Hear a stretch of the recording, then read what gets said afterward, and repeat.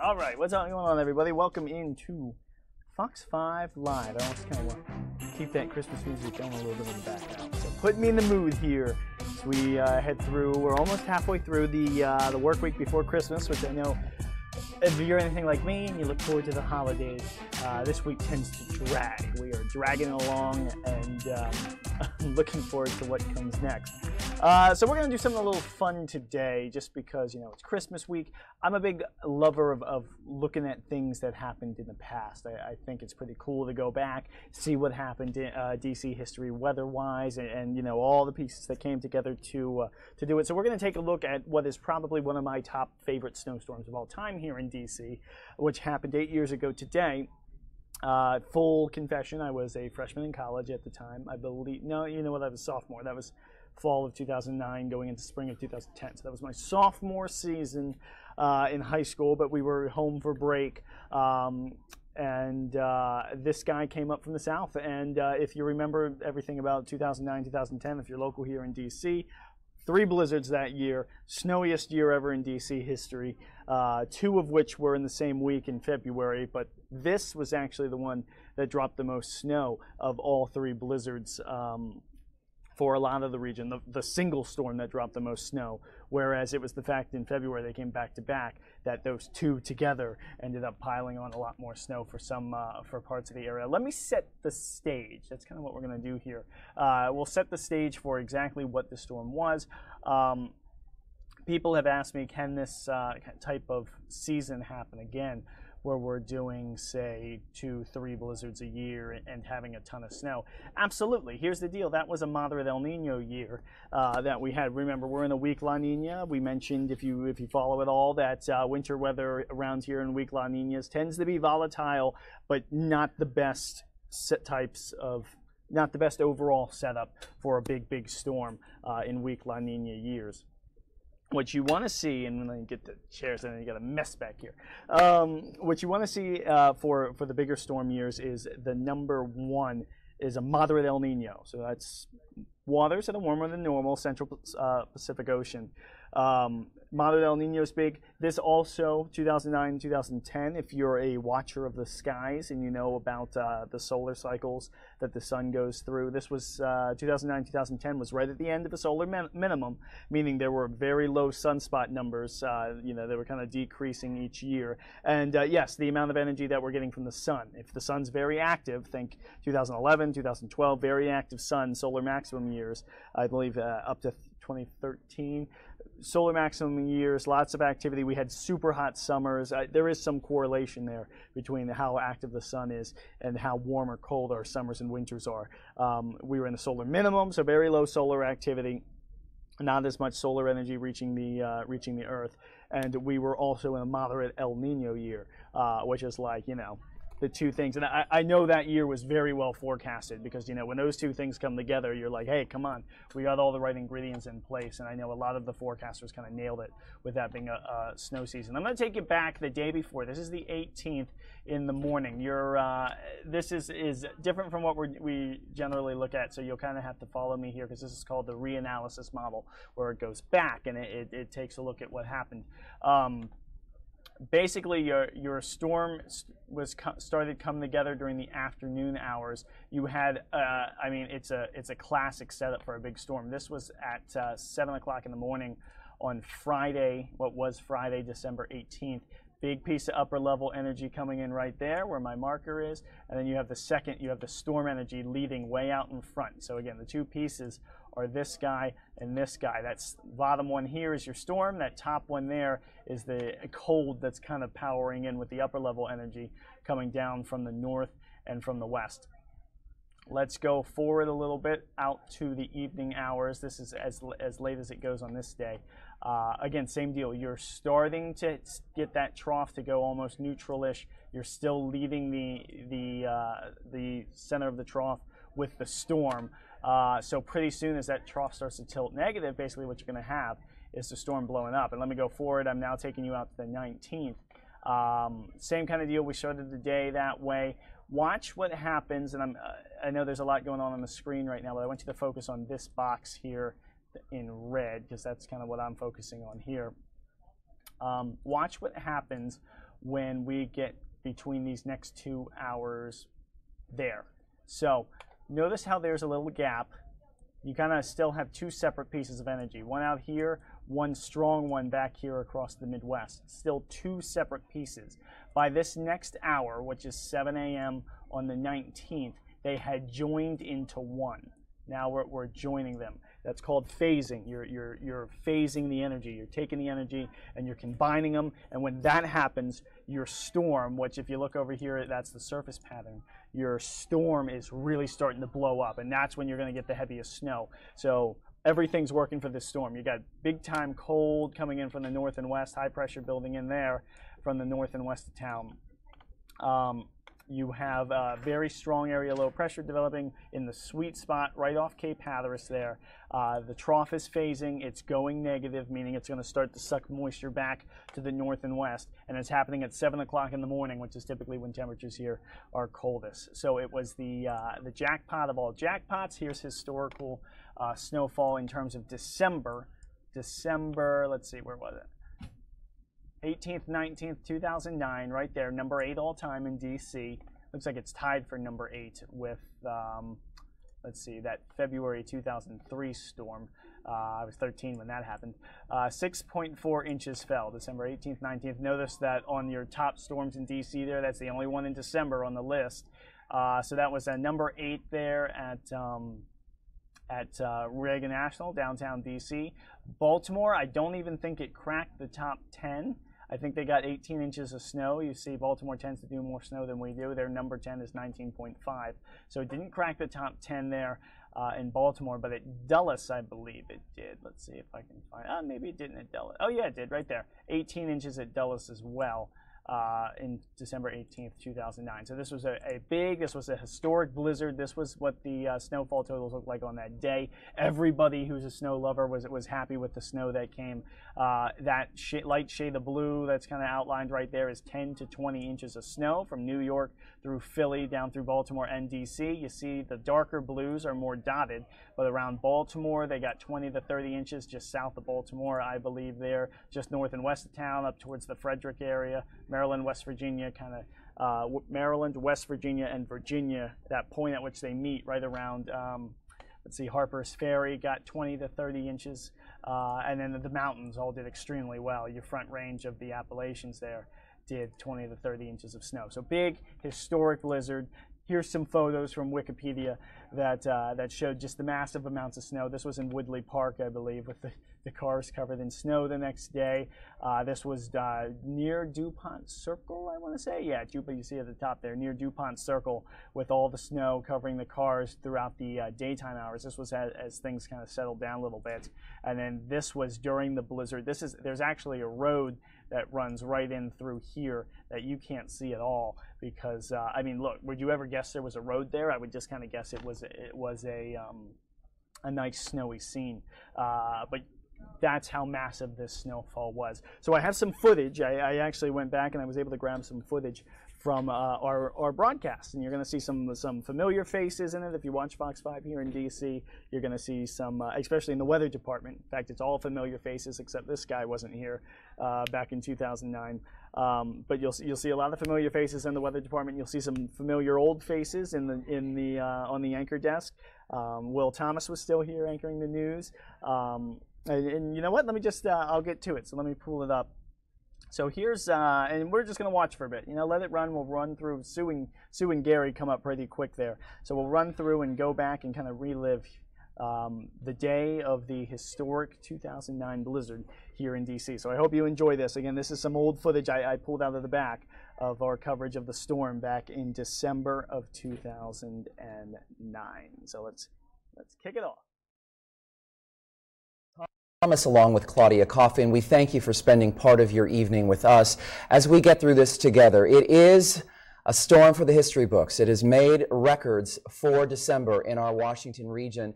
And as you were just looking at the roads, I mean, the roads tend to be the big story in a situation like this. The good news is it looks like they're mostly clear. Those are major arteries that we're looking at that are pretty much, you know, isolated. And it looks like it's sort of a ghost town, which is a good thing, that maybe perhaps people are taking the warning seriously. They're staying off the roads. They're hunkered down. That has been the warning that they're trying to get out all day long. If you have not had to be out on the roadways, don't go, because we're hearing from Virginia State Police that since midnight and 4 o'clock this afternoon, they responded to 2,900 traffic crashes.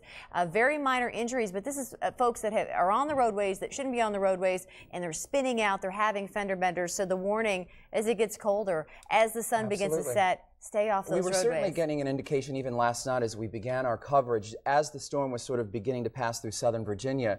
You were hearing about occurring, and now that the storm is here, we're hearing much the same. So what next? Sue Palka, let us know what's going on with that. She's down in the Weather Center. Hi, Sue. Hello, Will and Claudia. Yes, lots to talk about, but before we get into the kind of nuts and bolts of what's going on with our forecast, we have some amazing technology to show you. And this is from the Don't Try This at Home department, but we've got iPhone video from one of our photographers, Scott Wolfson, streaming into us live. He is in Gaithersburg, showing us what the roads look like out there, and you can see why we've been telling you, don't get out on the roads if you don't have to.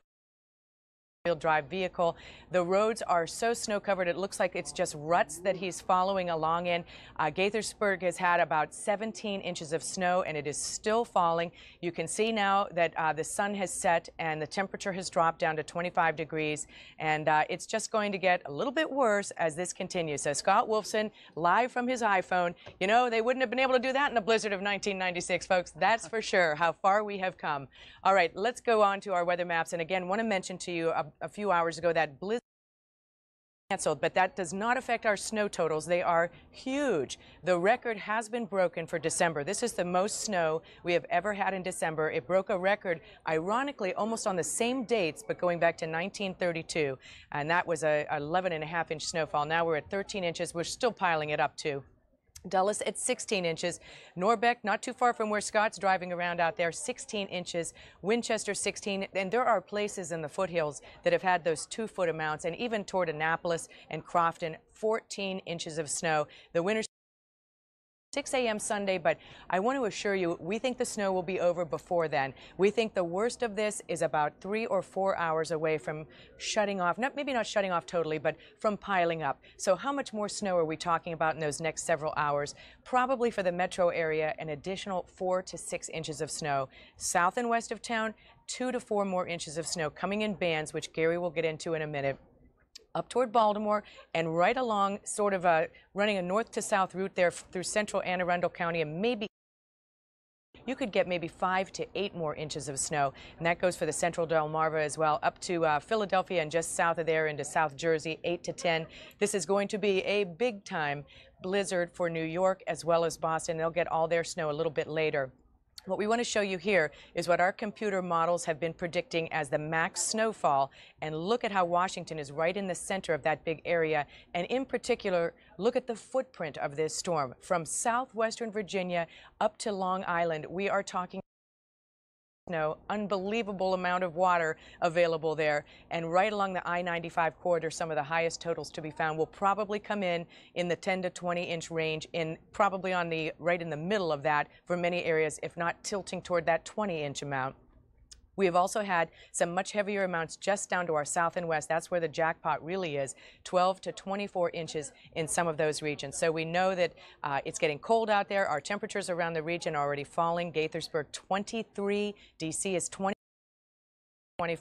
so it gets slipperier and slipperier. Wind chills are worse, temperatures dropping, and the wind chills are dropping. It feels like 11 degrees in D.C., and it feels like 17 out to our south and west, with D.C. still getting a wind gust to 25. Not blizzard category, but enough to create whiteouts, and certainly enough to make it very uncomfortable if you are outside. Is this storm going to crack the top 10? If we get over 14 inches, it will. It's not quite up to the blizzard of 1996, and if you were here for that one, I still think it was worse than this.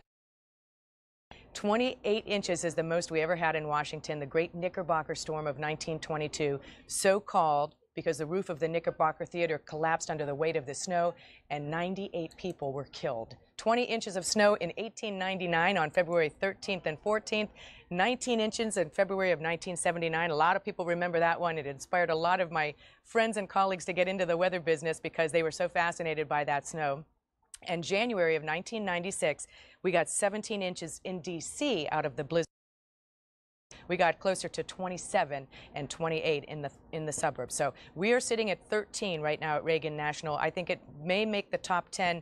I'm not sure it's going to crack the top 4. Gary McGrady standing by with a very important look at radar and the trends we are beginning to see. Hi, Gary. Yeah, thanks, Sue. And we're going to show you this just in a second, but we want to, keep you right in the middle of the storm. And even though you're probably sitting at home inside with a nice warm cup of something, our Scott Wilson is out braving the elements, and he's got that cool little iPhone with him, and he's showing us these live pictures as he's driving down the road. Somebody tell me where he is, because I didn't hear where he was.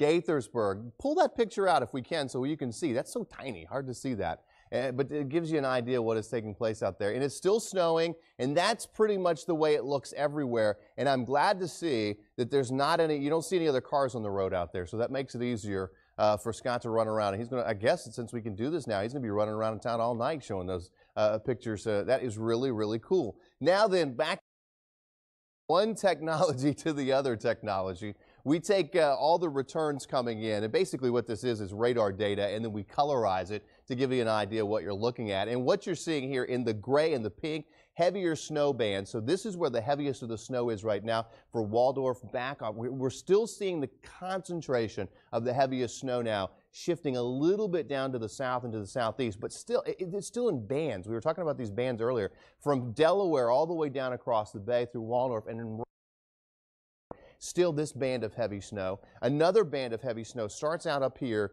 along I-95, comes right down into Baltimore, and then if you just extrapolate this, it does still extend right across southern Montgomery County, down just through, well, there's parts of Fairfax County there, maybe touching up towards Loudoun County, and then on down towards Fauquier County. So that's band number 2. Then there's another band that kind of wraps around south of I-70 through Frederick County, and then back out towards Winchester, which is right there just north.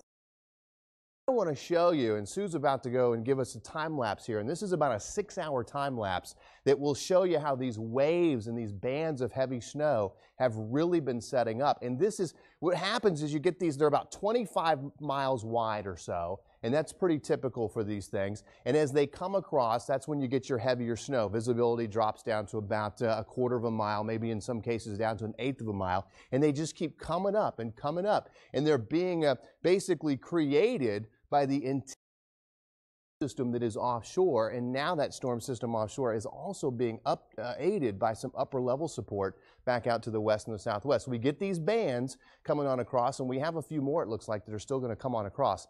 Now then, in terms of your forecast, we don't want to forget about that. As we look at our Max HD Futurecast, this is representational at 6 o'clock, and notice, still snowing for us. The snow back out into West Virginia is lighter snow there, okay? So let's take this out to about 10 o'clock tonight. The lighter snow back out to the west, and the heavier snow now is starting to cruise on up I-90. All right, so reliving the magic a little bit, right? Oh, what's going on there? I have no idea. One more, for me, because that's all inside shots. I'm going to try and get some outside shots here before I can kind of do a quick weather forecast and then sign off for the day here. But we're reliving the glory days here of one of the worst storms in D.C. history. So, all right, I got her. This is Gwen Tolbert. You watch on the weekend. Gwen's still on doing her thing. So let's go back. We'll head back to the video, and here's Gwen covering the blizzard of 2009. Gary McGrady will tell you this in terms of the numbers, is that the winds have died down somewhat. I'm not finding it quite as windy out here as it was earlier, but even though the snow was coming down still just as fast, the winds have given us a little bit of a break. So we might have eased up a little bit more on the wind chill factor. Here's some folks here, and let's have a look over here. You're driving through here in all this weather. Tell me something. Why are you on the road? I just came back from my friend's house and we went sledding together. Did you have fun? Yeah, we had a lot of fun. That's the upside of this weather, isn't it? Dad, you've got a great hat on there. Look at Dad's hat. Can we get a shot of Dad's hat? Every day, do you? Tell us about it. Well, it's my seasonal hat. I wear it at Christmas time on days like today. You picked a perfect day to do it. We've even got the dog back here in the back seat who's having a good time. Well, drive carefully out there, please, and I'm glad that you got to enjoy part of the winter today by sledding. All right, be safe. So you see, people are out here sledding, definitely sledding weather, no question about it. And as we can see, we've got Augie over there is still taking measurements and letting you know that here in Northwest DC, we're like a block or two from our station. We've measured up to 20 inches so far, and I'm pretty sure that we're going to end up, as Sue said earlier, breaking that record for snow totals here in DC for December. So, Augie, you want to say goodbye to everybody? Goodbye. There we go. That's Gwen Tolbert reporting live in Northwest DC. Back to you. Gwen, we're not going to let you go without saying happy birthday. Happy birthday, Gwen. We didn't know. Thank you. Hey, Gwen, you are so funny about, I knew you were going to get after the first person you. Happy birthday, Gwen, indeed, because it is Gwen's birthday today, where the birthday president was on her day of work that year. So, yeah, just reliving the past a little bit. Let me go into the future now, because things haven't changed all that much, but there's at least a little bit of hope that maybe we could be looking at. Let me go back. Things are at least looking up ever so slightly, and I'll show you what I mean here. One of the models this morning came in and decided it wanted to try and give us a white Christmas, which I think some people would enjoy, some might not. You know, if you're traveling to and from holiday parties, I totally understand. You might not like it as much. Again, hey, remember that forecast that Gary and Sue put up, 10 to 20 inches? Well, they did a daggone good job with it, because that's just about exactly what we got across the region there. Turning back to more modern times now, let's see if this is the old model that came in this morning. First off, tomorrow, storm will pass to our south. It's too far south to do anything. You can kind of see it on radar there, or I'm sorry, on the model there. We're, of course, right here in DC, so you can kind of keep an eye on that area, and you see the storm passes down to our south. We're dry, we're sunny on Thursday. Friday, we cloud up, and then Saturday, we're going to have this storm go right up the, where you don't want it to go if you want snow. It's going to ride right up the Ohio Valley up there like that, and your cold side of the storm is always over here. Your warm side of the storm, called the warm sector, is over here, because you're going to get some big-time southerly winds pushing up, and that's going to give us potentially our warmest. We're going to be near 60 today here in DC, but we could potentially do 62, 63, 64 as we get into your day on Saturday, because of the amount of warmth that storm's going to grab. No threat for snow at all, sorry. This storm would have to shift all the way out down here if we wanted it to give us snow, and that's not going to happen. If anything, it might shift a little farther north and west even still and make us even warmer. But the farther north and west it goes, the less rain we'd have here, which would be nice. Maybe we can get away with a mostly cloudy and just warm day. If it's going to be warm, why have it rain, right? All right, moving on to what got a little more interesting, which is around the Christmas time area. That front's going to come through with that storm on Christmas Eve, and much like what happened a couple Saturdays ago, you're going to get that front stalling out. And whenever a front stalls down to the south this time of year and cold air starts dumping in from the north, you do have to be on the lookout for a storm. The main question we kind of have in our department and at forecasters, not just here at Fox, but weather forecasters in general for this time period, is how fast the cold air is coming back. No doubt about it. I have no doubt about it. Very few forecasters do. Is it coming back the 24th, 25th, or 26th here into DC? That matters as to whether or not we can do snow, rain, or anything at all. This one has it coming back late during the evening hours of the 24th into Christmas Day. And it's coming back in late enough. It's showing an area low pressure right here, but really it's kind of extended there. It's an elongated area low pressure, sort of like, again, 2 Saturdays ago was. And watch this. It transitions from rain to a period of halfway decent snowfall on Christmas afternoon. That's 18Z, that's 1 o'clock on Christmas afternoon. It does have some snow after some morning rain here in the DC area before things kind of move out and we're just cold and windy after that. But is that potential real? Is it not? Again, it all depends on how that cold air is spilling into the region. Let me switch back here, because we have a brand new, that was the morning run. We have a brand new afternoon run that has gone 204 hours out, it looks like. I don't know if that encompasses Christmas. We'll see. So there's that storm on Saturday. Again, this is a brand new model run that I haven't looked at yet, so we'll kind of see what it's doing here. And so that's that storm. And by the way, if you're traveling on Friday or Saturday, what's up? I'm looking at it. Was it good? I haven't. Same ideas. Is it? Yeah. As the 6? Yeah. Right. Well, idea number 1: if you're traveling this weekend going to Chicago, a haircut. watch out. Oh, say hi to Jacques. Oh, is that a bold spot? Where? Oh, no, that's good. On you? Never on you, Todd. Costs money to be on this show. Yeah. All right. All right. Anyway, back to this. If you're traveling to Chicago, St. Louis, just keep an eye on that Friday night into Saturday. There could be some snow troubles that may cause some delays depending on exactly how this guy tracks. Not out here. We're going to be warm out ahead of it. In fact, we'll see how cold we're able to get, so to speak, Saturday morning. We may start the day well into the 50s with the amount of strong southerly winds I see coming up there. All right, moving forward. So we're warm the Saturday before Christmas, no doubt. We should at least start Christmas Eve on the milder side. And then here we go. You see that stripe of green? That's a stalled out cold front. So that's that front that comes through. It's going to stall down to the south, and let's see if we don't kick up a storm. Again, I haven't looked at this model yet, but let's see if it does it. Yep, there you go. So it's trying to kick up something along that front. But again, now look, you're out here, it's trying to kick it up a little far north and west to throw that much moisture back. But at the same time, if you can tilt that front and get that front a little more like that, you could still throw some moisture up and over the front. But I worry if this is indeed correct and the storm's already that far north and west. Usually you're getting dry air intrusion on the backside and you're not snowing as much. The question is that position of the low set in stone? And when you have a front like that's elongated, absolutely not. That front, honestly, that low is probably going to jump all over the place over the next few model runs here. So it is worth watching. I'll say that. I'm pleasantly surprised because for a while there it was looking like Christmas was going to be on the warm side of things. But it looks like Christmas may just end up coming in cold here, and maybe we will have a halfway decent shot of at least seeing some at least the chance that we'll have to watch out for some snow here and there. Is it anything like what I just showed you with the blizzard of 2009? Absolutely not. At least not yet. Let's move out.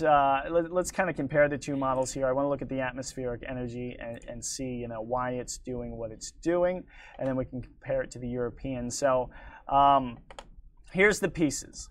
So you got this southern branch here, you got a northern branch coming in up here. Those two pieces are what needs to work together in order to get a storm going. They kind of, and it does this a lot in the extended range. You're not going to get the pieces coming together how you want them to until we get closer, or at least you're not going to have the model getting the details you need until we get closer. But you certainly have a trough that's trying to go negative right there coming across. You do have energy, but it's, and let me clear that off. You do have energy trying to lead it, but it's kind of on that leading piece is sort of on top of the piece that needs to be trailing.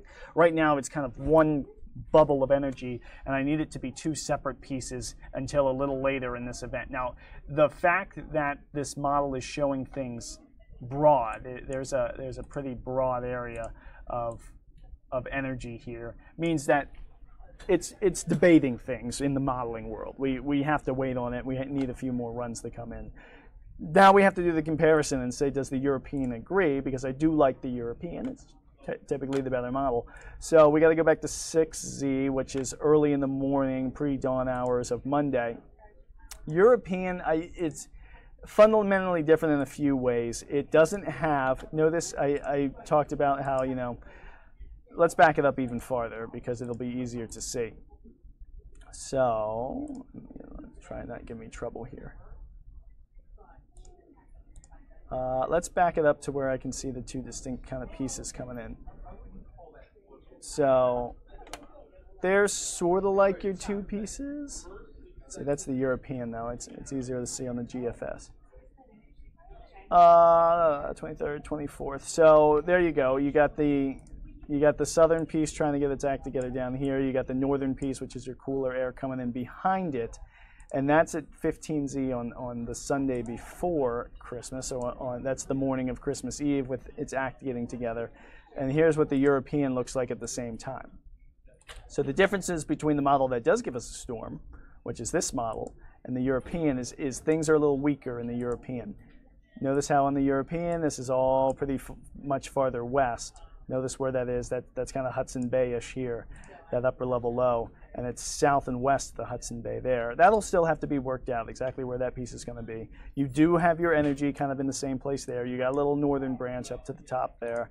So while it's not exactly matched up, there are enough similarities that absolutely it's worth a watch, and it will be worth a watch in the days to come as to whether or not we can squeeze something out on Christmas Day or not. We'll have more details on that coming up. It's time for Molly to come on and do her news program. So I will say sayonara for today. I hope you enjoyed the look back at the blizzard of '09. Boy, do I miss that storm. I hope we get one in the future. I don't think it'll be this year, just based on the fact we're La Nina. That was Madre del Nino. But we can keep our fingers crossed for the future. All right, guys. Last thing I will show you is the 7-day forecast here. I'll go through it real quick with you, just so in case you were wondering about what we are calling for here. Let me get rid of myself on air, too. There you go. 60 today. Enjoy today. It may be the best day of the month, because while we do 60, low to mid 60s on Saturday, it does look like it'll come with some clouds and at least the chance for some showers. Next 2 days after today, by the way, are chilly. 49 tomorrow, temperatures falling second half of the day. And then winter officially begins, sunny and bright, but cold, with temperatures falling down through the 40s on your day on Thursday. And then we'll watch that forecast Sunday into Monday, Christmas Eve, Christmas Day, still kind of to be determined as we kind of go forward here. All right, that's all I got. I promise. I'm done. I'm over. I'm out of here. I'll send it off to Molly here. She's got your latest news headlines coming up. We'll end you. We'll put that Jingle Bell rock kind of backing on. There we go. We'll end you with a live look at the Capitol today, guys. Molly's back in just a second. Oops, sorry about that. Live look at the White House. Why not? It's up. I'll take it. Molly's up in just a minute. She's got your news headlines. See you tomorrow.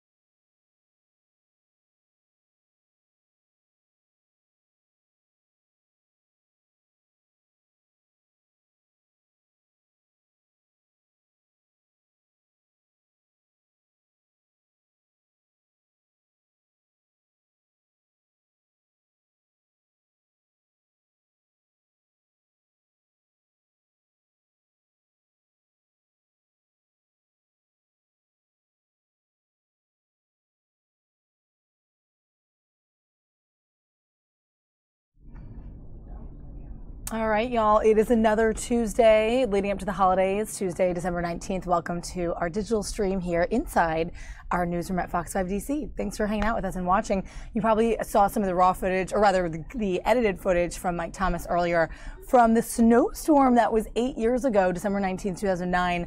I remember it well. I was only 1 year into living here in DC, and I remember I was just chatting with some of the people in the newsroom, and they remember exactly where they were, what they had to get through to get home, and that footage from Sue Pelka, who is still here with us at Fox 5 DC, and Gary McGrady as well. Really fun throwback. So if you missed it, don't forget to check that out on the stream when this stream does stop. But hey, guys, it's a big day. It's a big week for the U.S. government, and for tax reform specifically, they will undergo a big vote today in what is slated to be the biggest U.S. rewrite in tax reform in 20 years. Today, the House will vote at about 1:30 Eastern time. We're going to make sure we bring that to you live, and then tomorrow the Senate votes. The Republicans seem to have 50 votes for this, and with Vice President Mike Pence being the tiebreaker. So it will be interesting to see how this all plays out, what people react to it. They're saying sort of a little bit of stat on it. 80% of Americans will get a tax cut. 3% will see their taxes go up. And it will prove to be a real victory for President Trump if this all goes through as planned. So stay tuned for that. I know it's not the most exciting stuff to watch this vote, but it is very historical, and it's a big thing today. It's a big talker today right here in D.C. on the Hill. And prior to that, we have a couple other things to show you. I'm sure you heard about this weekend. Take a look at this live look in Washington State there. There's the aftermath of the Amtrak accident on that new high-speed rail from Seattle to Portland. Train was going, I think they said 80 miles an hour in a 30-mile-an-hour zone. They're still figuring out the details surrounding this accident and what exactly happened and why. At least three are dead in this, and it is quite sad. So you can see sort of the live picture there. Raining in Seattle, and there is a live Fox reporter there. So if we see any hits or new information coming out of there, we'll make sure we bring that to you live. Also live going on right now on the Hill, Nancy Pelosi having a newser. I'm guessing she's talking a little bit about tax reform, and some other Democrats too are making some statements here. So let's go over there and kind of hear what they have to say, so we can check in to this side of the events before we go over to some more straight politics and different stuff. We're going to be bringing you as much as we can of live and breaking news on this Tuesday. I hope you guys had a great weekend. We're going into the holiday season. Very excited for this week, right? We're going in with some mild weather here in DC. So if you're in the area, it's in the 40s and 50s. It might even get up to 60, I hear, this week. But depending on where you're traveling, maybe you'll see a white Christmas this weekend. I know we're all super excited for the holidays here in the newsroom. We got our little holiday party tomorrow, and we're all just gearing up for it. So we'll have some Christmas music and some fun times here. Don't forget to engage with us on the live stream if you're part of our channel. Let me know if you're on and where you're watching from and what you want to talk about. I was not in office or in the newsroom yesterday, so I was out, so I'm back and ready to go for this week. Very excited to be back with you guys. So thanks for watching us. Let's go over to this newser. It looks like some people are speaking as part of this sort of news conference that Nancy Pelosi is leading. And again, we'll kind of jump back and forth if we see something coming out of Seattle for more news on that unfortunate, very, very tragic Amtrak accident. And then other social videos and other little news talkers as well for you guys today. So let's check it out. Over to Capitol Hill. Party is doing. It is running away from the American people because it has removed humanity from its vision of American government. So I will close with this. To the American people, this is our government. This is our democracy. There is only one way to combat the money of K Street and the money that is driving this train towards such an unjust and inhumane and blind piece of legislation. The only way to defeat this is if the American people rise up and we elevate our voices and we say this is our government.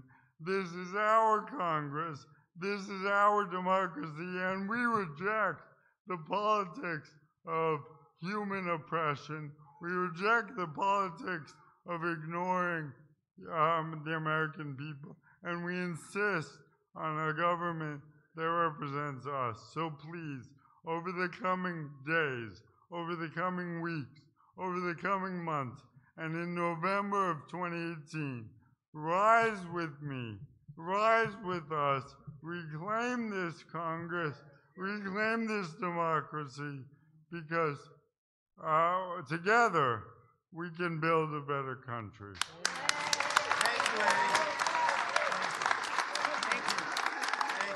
And now it's my great honor to introduce Sister Simone, who's been fighting for these issues since long before I was born.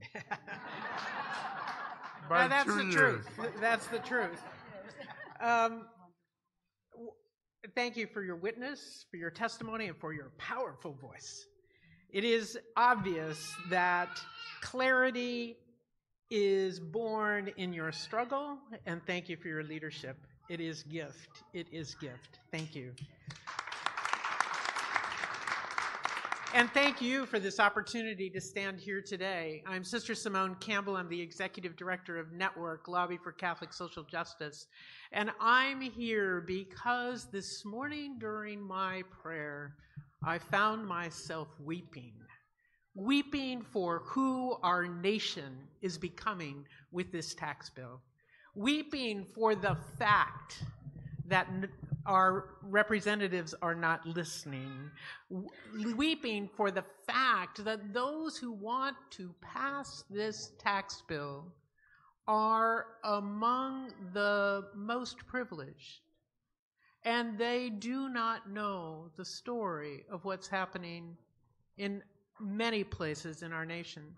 I think of being in St. Louis and being in Middletown and the middle part of the city and seeing Miss Angela caring for the other elderly people, relying on some small government funds through the Community Development Block Grant to keep elderly people in their homes. I think of being up in Rhode Island and seeing at the homeless shelter up there, the reliance on a little bit of government funds to anchor fabulous work for the homeless in Providence. I think of the folks that I've met all over the country who have health care for the first time in their lives. And I think of the many, many workers that I've met, most recently up in the South Bronx, who work 3 jobs but still live in poverty because wages are so low. And what will this tax bill do? This tax bill will make it worse. This is why we as people of faith are saying this is not who we're called to be. Regardless of your faith, regardless of what you believe, all faiths call us to the common good, to being in this together, to not being individuals, but to be community. We care for each other. And the fear that Adi referred to drives us apart. Democracy only succeeds if we're in it together. And so I call on our Republican colleagues, please vote no on this bill. Vote no to care for our people. And vote no so that we, the people, might come together and care for each other. That is the hope of the Christmas season. That is the story of Hanukkah. That is the truth about who we are as a nation, a community together. Thank you. Oh, and now Representative Neal from the great state of Massachusetts, who's headed this fight. Thank you. Thanks, Sister, very much. And a special word of thanks to the nuns. You know, where I live, not only did they teach my children, Sisters of St. Joseph, and eventually the Christian Brothers and the Jesuits as well, but long before it was popular, they were running hospitals. They were running school systems. And their contribution to American life in terms of justice and fairness, I think in many ways is unmatched. So the simple argument this morning is the following. These children are going to be asked to foot the bill for a $2.3 trillion tax cut, all based on borrowed money. So when you hear the other side say, as they will, that this is not about the rich, they dropped the top rate from 39.7% down to 37%. That's the reality of it. The corporate rate gets cut from 35% to 21%. This is a mix of science fiction that they're proposing today and always a fallback to their favored position that tax cuts pay for themselves. This is the most regressive piece of legislation that has come out of the Ways and Means Committee in the 25 years that I've been on that committee. And when you have a chance to full view this in its ramifications today, you're going to see what happened to what could have been a really important and good moment for all of us. The last point, if you keep subtracting money through debt payments from the federal budget, then you eventually have to subtract the money from Social Security, Medicare, and Medicaid. And our witnesses here today, as Sister noted, largely their benefit today is derived from Medicaid and a mixture of Medicare, and in some cases Social Security disability benefits as well. So don't be fooled by what you're witnessing on that floor today. Pay great attention, but you can't get past that fact. $2.3 trillion borrowed to pay for a tax cut for people at the top. And the best title I think that Laura Hatcher has ever had is Mom. Laura?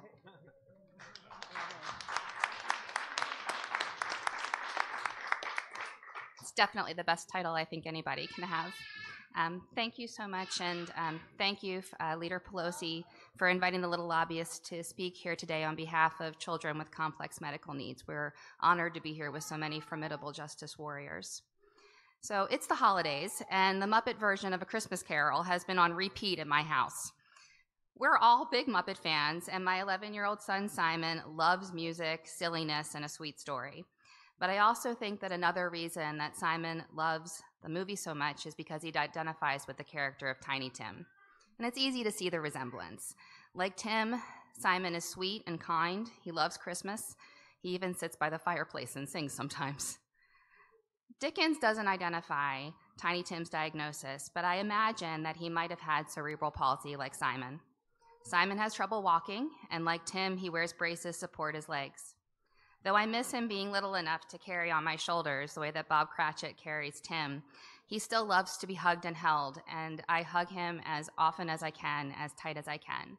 Because like the Cratchits, we Hatchers don't know how long we'll have Simon with us due to a rare disease that we don't yet understand.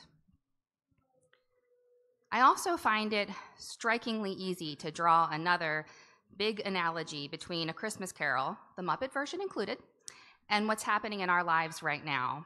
In the story, the miserly Ebenezer Scrooge is warned that his decisions have far-reaching consequences that impact many, many lives. The same can be said of the decisions that are being made by Congress today. The choices they are making, like whether or not to pass this tax bill. If you guys are watching us, I mentioned earlier that there is a reporter standing by in DuPont, Washington, and you can see this right here on the right corner of your screen, a live look there, and she's about to do a live hit. So we'll check in there for a little more information on the derailment that happened on Monday, on that unfortunate accident where the Amtrak train was traveling at a very high speed from Seattle to Portland on the first day of its new service, apparently more than double the speed that it should have been traveling. So we're going to get some more details from Caroline Shively in just a second. We'll pull that volume up. And our healthcare. It was less than 10 years ago that the passage of the Affordable Care Act made sure that people with pre-existing conditions, like my Simon, would always have the right to health care. It promised that families like mine could not be cut off by insurers or be forced into bankruptcy because our child's health care became just too expensive. It also expanded Medicaid waiver programs as well so that more kids like Simon can have access to the therapy, health care, and the inclusion programs that they need to survive and thrive in their communities. I remember the exact moment that it passed. I was in the grocery store, and I burst into tears when my husband texted me with the news. After years of worrying every single day. It was doing 80 miles an hour. They know that from one of the two black boxes that they found in the push locomotive, the one on the back there. 80 miles per hour over a curve where it was supposed to be limited to 30 miles per hour. They're looking for that second black box and going through the data in there. They want to know, was the engineer braking? Was he accelerating? What was happening? Also interviews, big. There were 5 crew members on there. Why weren't they at the speed? Why weren't they going 30 miles per hour? We interviewed the NTSB this morning. They said those are the questions they'll be asking throughout the day today, guys.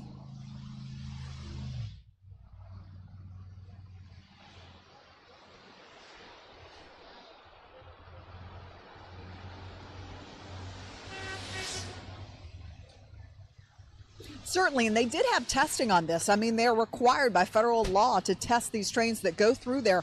They tested folks. February 2017 was the last one I know of. They didn't test it with a full load of passengers. They were only at 85 people on this train, much less than their maximum capacity, but that can change the momentum of a train, the shiftings, to see what happens on there. So they'll be looking at that as well. But we are told that testing was put up by this train.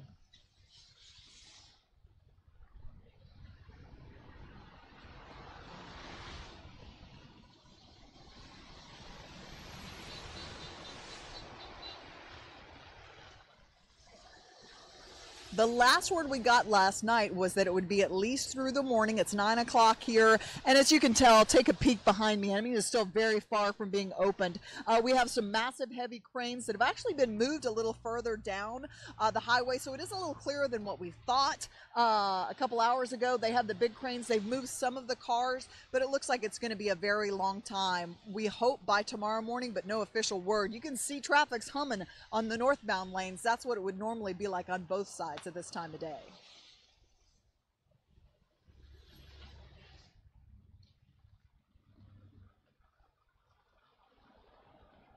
You bet. Dickens novel. This is wrong. And we're also here to show everyone that kids with complex medical needs and disabilities are just kids. They love to play, they love to learn, they love the Muppets. And as Americans, they deserve to have a government that protects them. Today, as a mother and as one more voice of conscience, I'm asking everyone that can hear me and that can see these children, help us make sure that Christmases to come are even more joyful than those past. God bless us, everyone. Now I'm privileged to turn the mic back over to Leader Pelosi. Thank you very much, Laura. At this point, I would say we rest our case, how eloquent these statements are.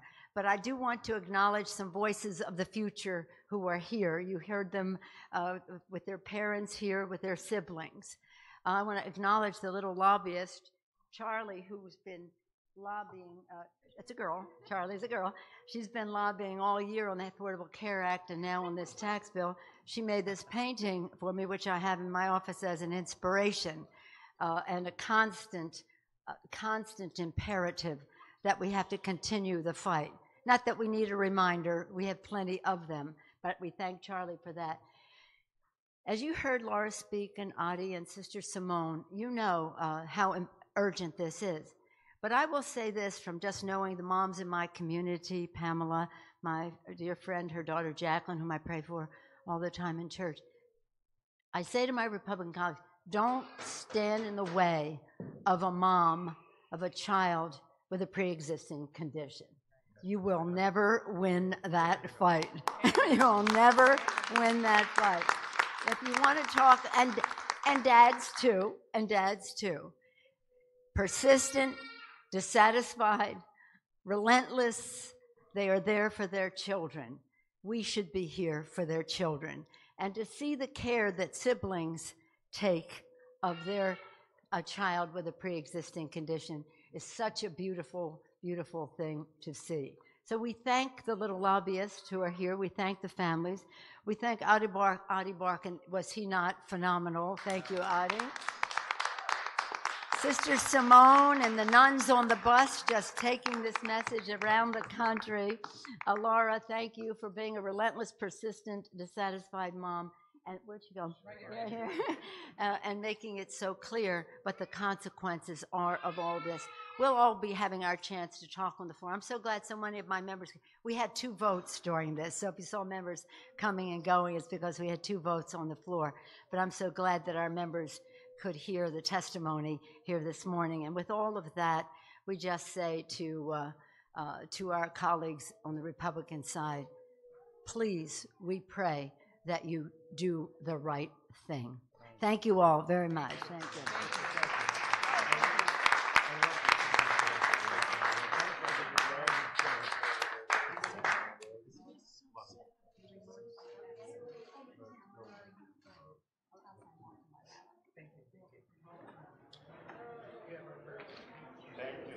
everybody. I would love to help. He wants to be in the Democratic Congress. That's right. I would love to come to Congress and help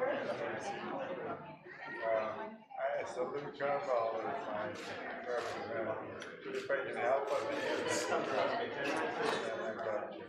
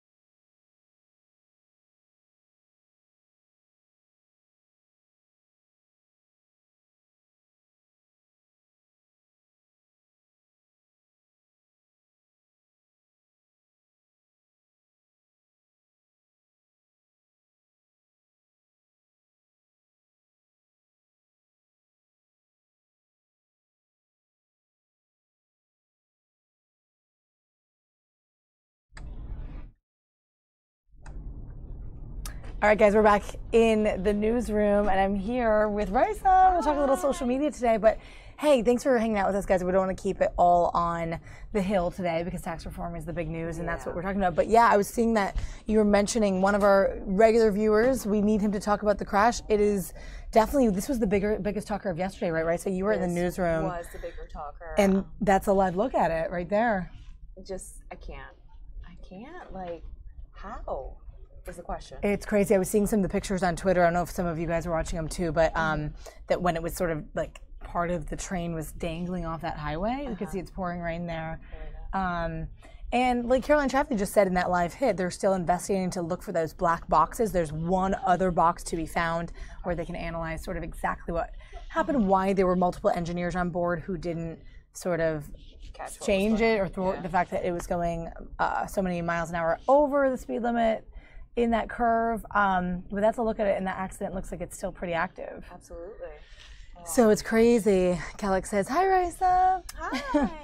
How are And you? I know we have some of you guys watching from Nevada and Oregon and that area in general of the country, so you're probably seeing this blow up even more so in the newsroom than even here. But this was still huge all over social yesterday and really quite tragic. So I feel like it's the one topic that everybody kept talking about. I was thinking about this yesterday because I take a lot, I think a lot of us do, right? I take a lot of trains on the East Coast, and I always have.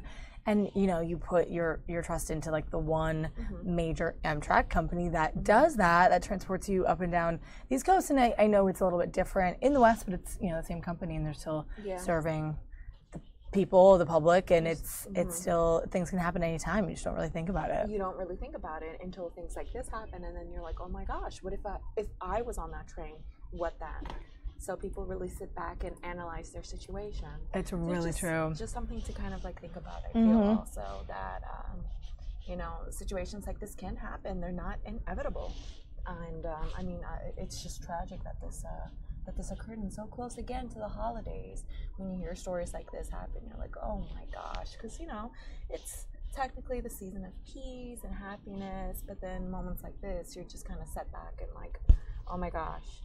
Also gives you another reason to be super grateful and thankful, you know, for waking up to live another day and, you know, just appreciate your loved ones. So true. I don't know if anybody of you guys were just following this story. Yeah, yesterday, Monday, I mentioned I was away and I wasn't in the newsroom for yesterday, so I didn't kind of catch all that coverage, but I think it happened, I want to say later in the afternoon. I'm trying to think because it was a specific time.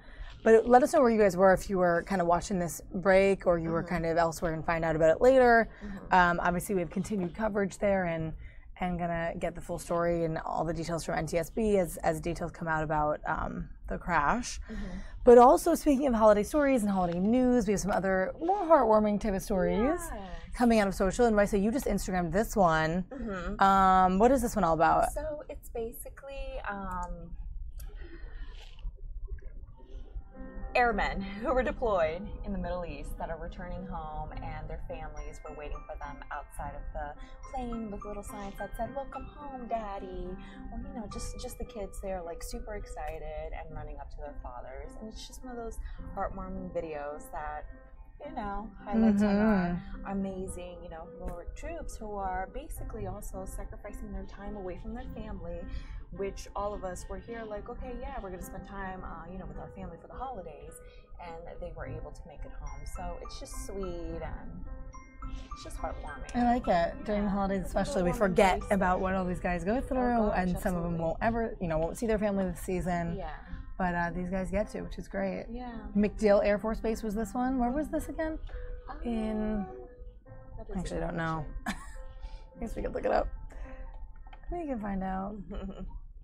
And then also, this one. Let's talk about this story. Okay. This one made you cry. Heartbreaking. So sad. We always hear about these during the holidays. There's always that one, and this is the one, guys. There are bazillion Santa letters written, right, every year. And they're always, you know, some are cute and funny, and they make news for various reasons. This one, I will say, was quite heartbreaking. Let me see if I can bring up the story here so I can read more about it. Actually, I don't know where it is, but all right, let's talk about this one. Did you read this one, Raisa? I did. We are posting this one on our Instagram relatively soon. Okay. So, quick story on it.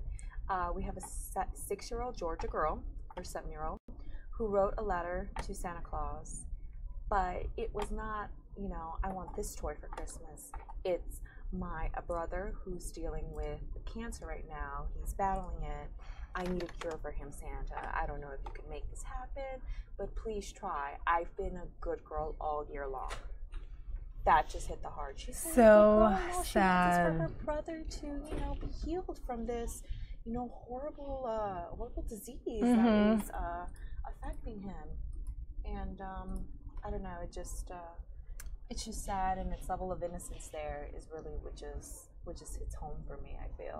Apparently she's 7 years old from Georgia. I know our sister station in Atlanta shared this with us. Yeah. And her brother was diagnosed with leukemia 7 years ago. So she wrote this requesting it this year, and it made some news. For a long time, I feel. 7 Some more years. pictures here. Let me see if I can get He's this. 13? Yeah, so he was young. Yeah. Here's some more pictures of the family. There's her letter. Oh, sweetheart. There they are together. Yeah, these are always sad.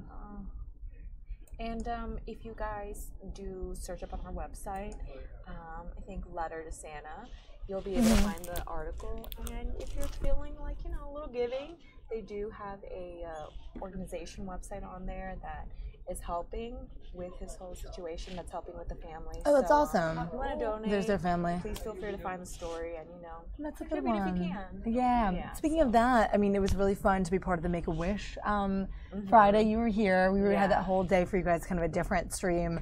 But it was so fun to be part of Ember's day. Ember. We followed him all the day. What a kid. And let me just say, Royce, you had a big job that day because you were trying to follow all the funny, cute clips and clip them out for social. And it's so hard when you have such a comical guy like him. It's like, I want to post He everything. was funny. And you pulled some good things. Yeah, we Slow-mo. tried our best. We did like some slow-mo vids. We tried to highlight on, you know, his heroic acts.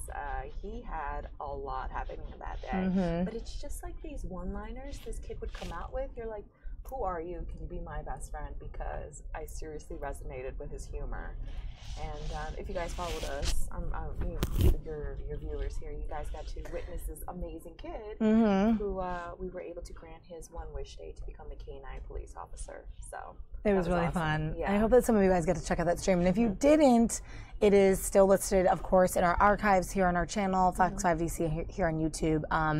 We had a really fun day following him around. And we had tons of reporters out there, you know, go into the different sites for his missions to complete different clues, and it was really fun. I thought that was so neat how much amazing thought and well wishes and just creativity goes into planning all the clues and what he's going to do next, and how interesting they make it for him as a little kid who's going through something to at least have this joyful kind of day and experience. I didn't actually catch the grand finale, but we took you all the way up to there, and then we were kind of streaming the raw of the final thing where he was at the headquarters of police and stuff. So it was so fun. They gifted him, I think, with a stuffed animal and then a bunch of other, you know, little things to kind of just thank him for saving the day. But I like that he got to interact with the real canines as well. Wasn't that a neat?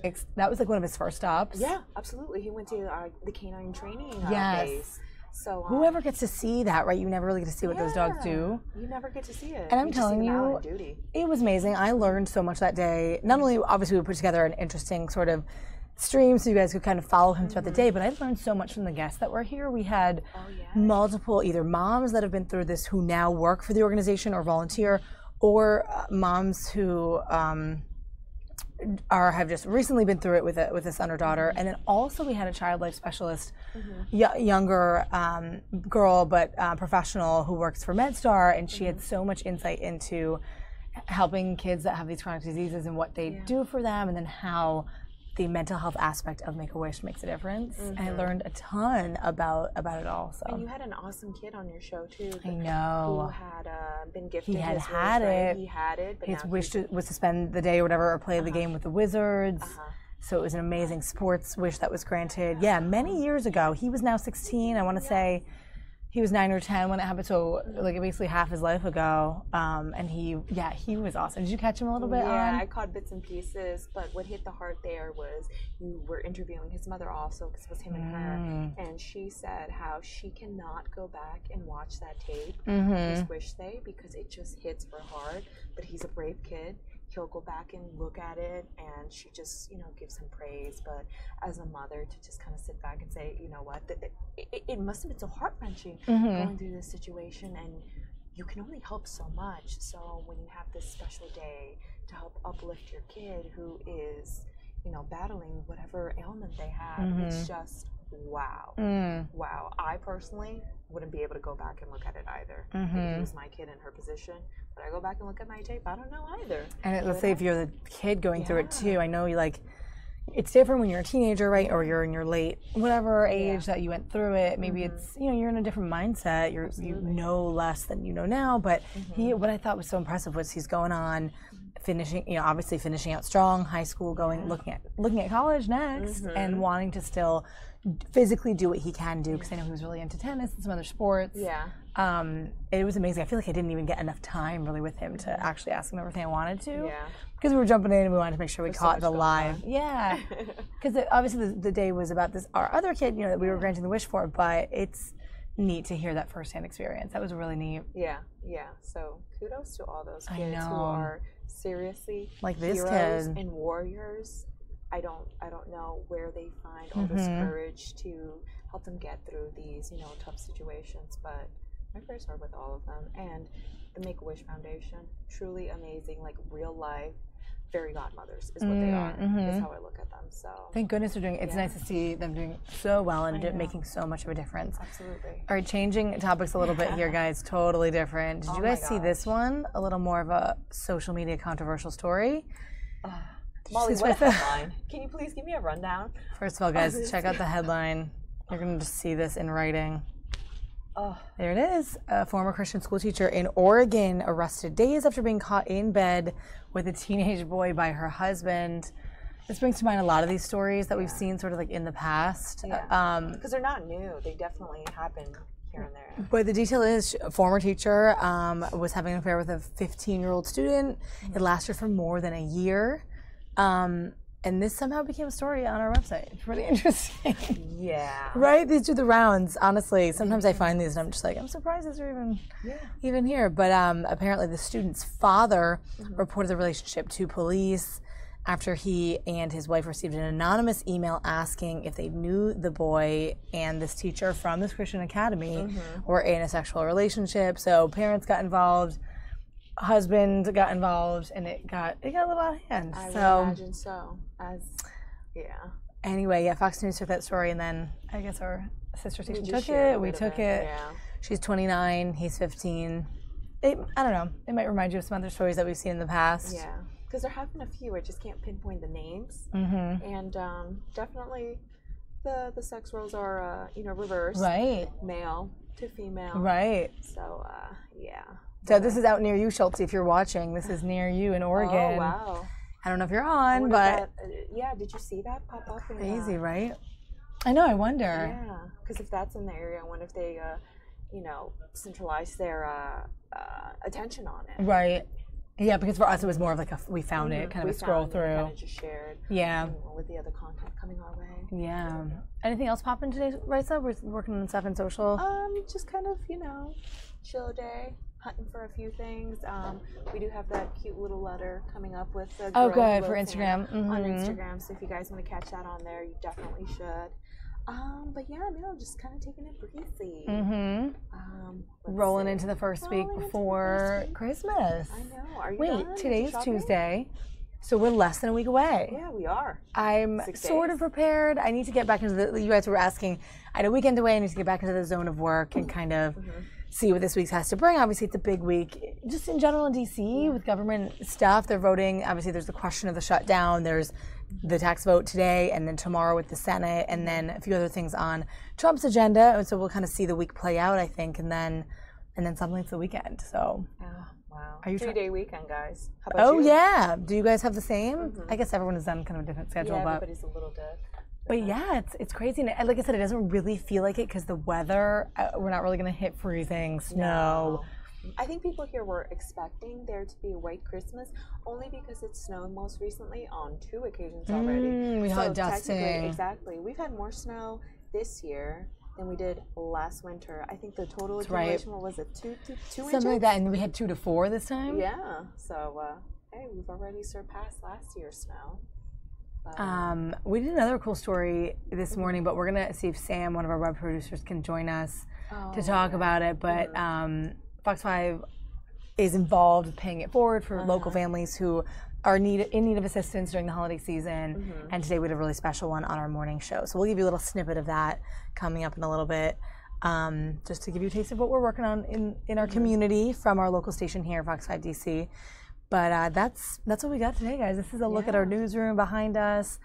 We are getting through this Tuesday with you guys, and we'll see what else kind of comes up in our agenda. Like I said, the vote should be coming down live in an hour from Capitol Hill, so we'll be getting that.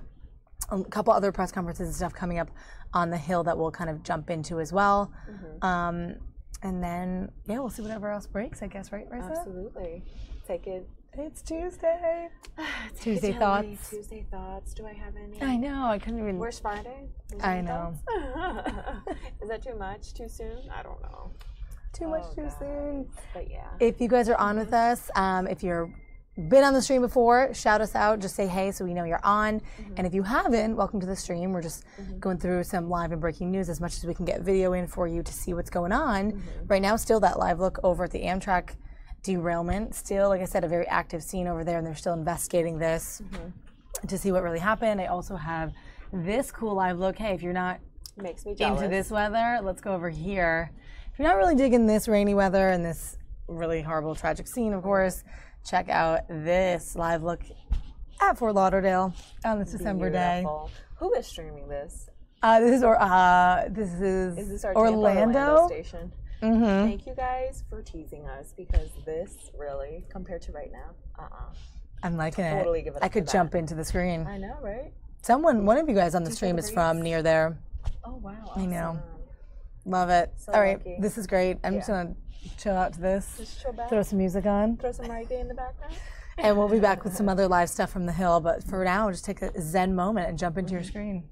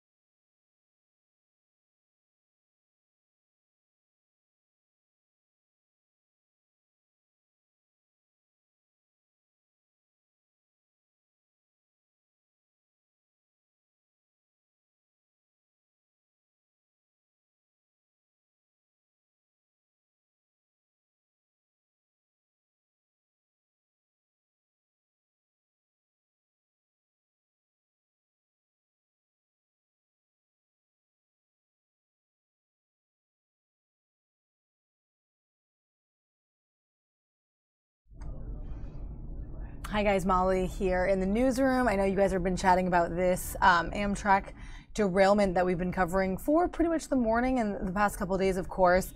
The stream's a little rough, but you can see right now on the right side of your screen the aerials there of, I think, what looks to be that piece of freight train or piece of train, I guess, being carted off on that truck there, on that truck bed. A pretty miraculous sight to see after at least 3 have died in this accident. You guys have been hearing this all over the news. Very tragic state of affairs over there in Tacoma, Washington. And I know we're going to continue to cover that. Let me see if I can bring that up full screen so you can get a really good look at it. There it is.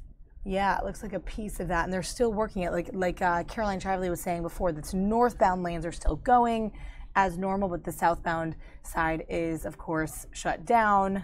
And there it is, more of a wide pan-out view of the highway over there. And I know some of you guys were right near to where this all happened, so let us know sort of what you were seeing in the news and how it affected you. Look at that crash site right there. Everything's still looking very much in disarray.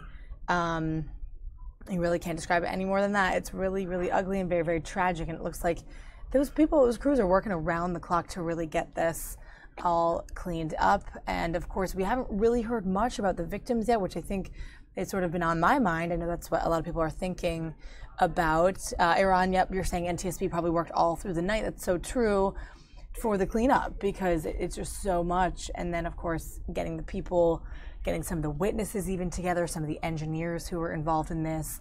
I know some people took to Twitter to talk about how President Trump's first words weren't about the victims. They were more about his infrastructure plan and his plans to change things. But he did later take to Twitter, of course, also, and express some sympathies for the victims. And I'm going to play that out for you in this double box, in case you missed it.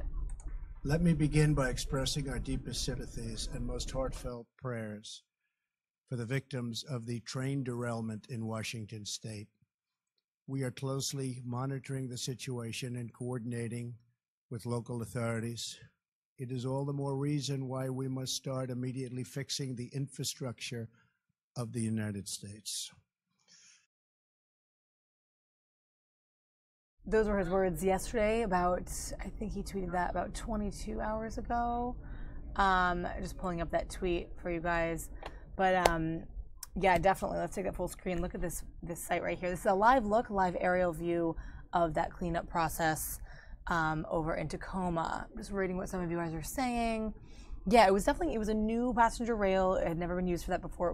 I read that it was on its inaugural day of use, and it was going more than 2 times the speed it should have been going. We know that they're looking for a second black box to investigate what some of the conversations were, what really went down inside that in the final moments before the crash, and also that there were multiple engineers on board, and they have yet to sort of get all the information and get the investigation kind of going so they can hear those witness accounts from some of the people that were on the train.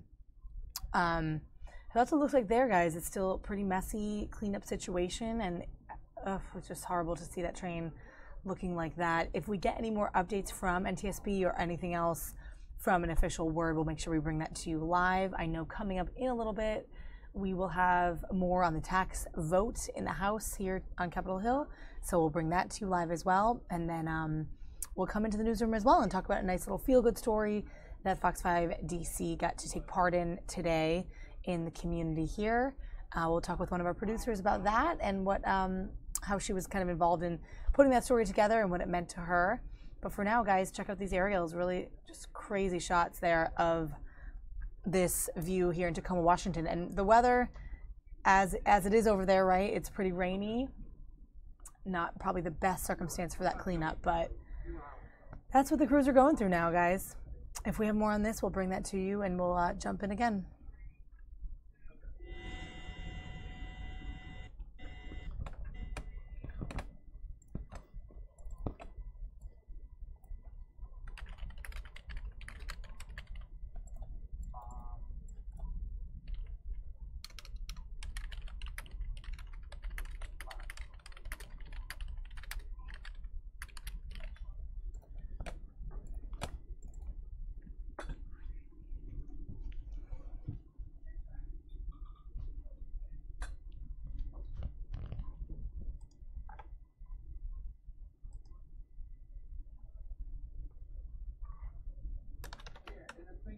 not like we're going to, it's not like they're, let's just spend at least that on the show.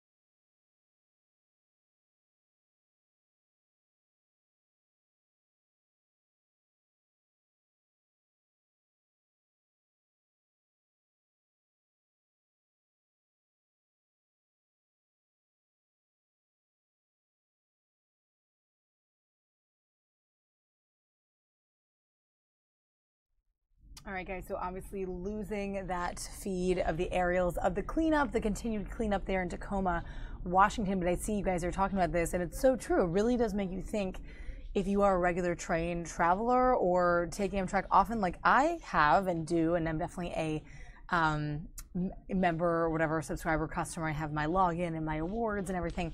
Anyway, you always trust them and you think about it. You don't think about it too much that these things can happen, but pretty scary stuff there coming out of Washington. And I know there were some conflicting reports. Initial reports said at least 6 people were dead. Now we're seeing at least 3 people dead and more than possibly 50 or so injured. So numbers still to kind of come out to be exact, but I'm curious to see when they'll come out with the actual victims and how that sort of news will spread. And so we've been talking about that for a little bit. Hey, Sam. Hello. What's up? Sam's joining me, one of our web producers from the newsroom. I was just going to show this. It's a little happier news, so away from the Amtrak crash, which is so horrible. This awesome house in Olney, Maryland. Did you catch this? This is a light up, gorgeous Christmas display in Olney, Maryland. So around here, and Sky Fox captured this light display the other night, so that was kind of cool. I don't think I have any really sign. well. A lot of our viewers. Oh no, it was after I left last night, but our web producer Harry was all on it, so that was so great. Cool, right? Yeah. Oh my God, all the trees in the backyard too. I wonder what everybody else in the neighborhood thinks. They're like, oh my God, this lady. I love the blue and gold. I know, I do too. Or how far they are apart from other houses. Yeah. It looks like it's kind of almost solo. Yeah. Not Maybe even they around. have some space between their neighbors. But I love the, yeah, it does look like it's sort of like isolated there. Oh, that's so cool. Yeah. Gorgeous display. I also wonder how many people it takes to do that. Right. You know? Right. To put it up. But anyway, in a little happier news, because we've been following the Amtrak crash, and I have some viewers who are from the Pacific Northwest, so they kind of know what it all looked like when it all happened, and they saw the news break over there, and I know it's different time zones, so it's kind of, different when you see it versus when it's actually happening. But anyway, that was the horrible news from yesterday. Yeah. But what else are we working on today? So other happy news, and I was going to talk about this. This is Sam who put together this video and this piece of a really, really happy pay it forward type thing that we did this morning on the morning show for the community. Fox 5 DC likes to partner and do these things, especially around the holidays. And this morning was really, really meaningful. Right. Yeah. So through a local organization, I believe their name is Capital Caring. Okay. They found out about this family from Spotsylvania County in Virginia, Northern Virginia, and they were in Alabama. I'm not sure for what reason, but they're from Virginia, but they were in Alabama, and they were in a terrible car accident. And there are 4 kids, 3 boys and a little girl, and the little girl, who was 6, she died in the accident. So this is not that much happier. It's sad. It was in 2016. Yeah, this was last summer. So we got word, and we partnered up with Easterns, and which is the car. Yeah, our auto partner. Auto group, right? Yeah. So they partnered with us, and we were able to get to reach out to this family, and they hadn't had a car since this accident last year. I guess the dad, one of the boys, said to us, to Allison Seymour this morning, that they have one car, but their dad takes that car to work. So I'm not sure what they've been doing to get around, either public transportation or friends or whatever. But they haven't been down a car since this accident. They had an older car, and they didn't get much money from the insurance for that. So they've been just really struggling, not only with the loss of this little girl, but just the day-to-day stuff, getting through all that.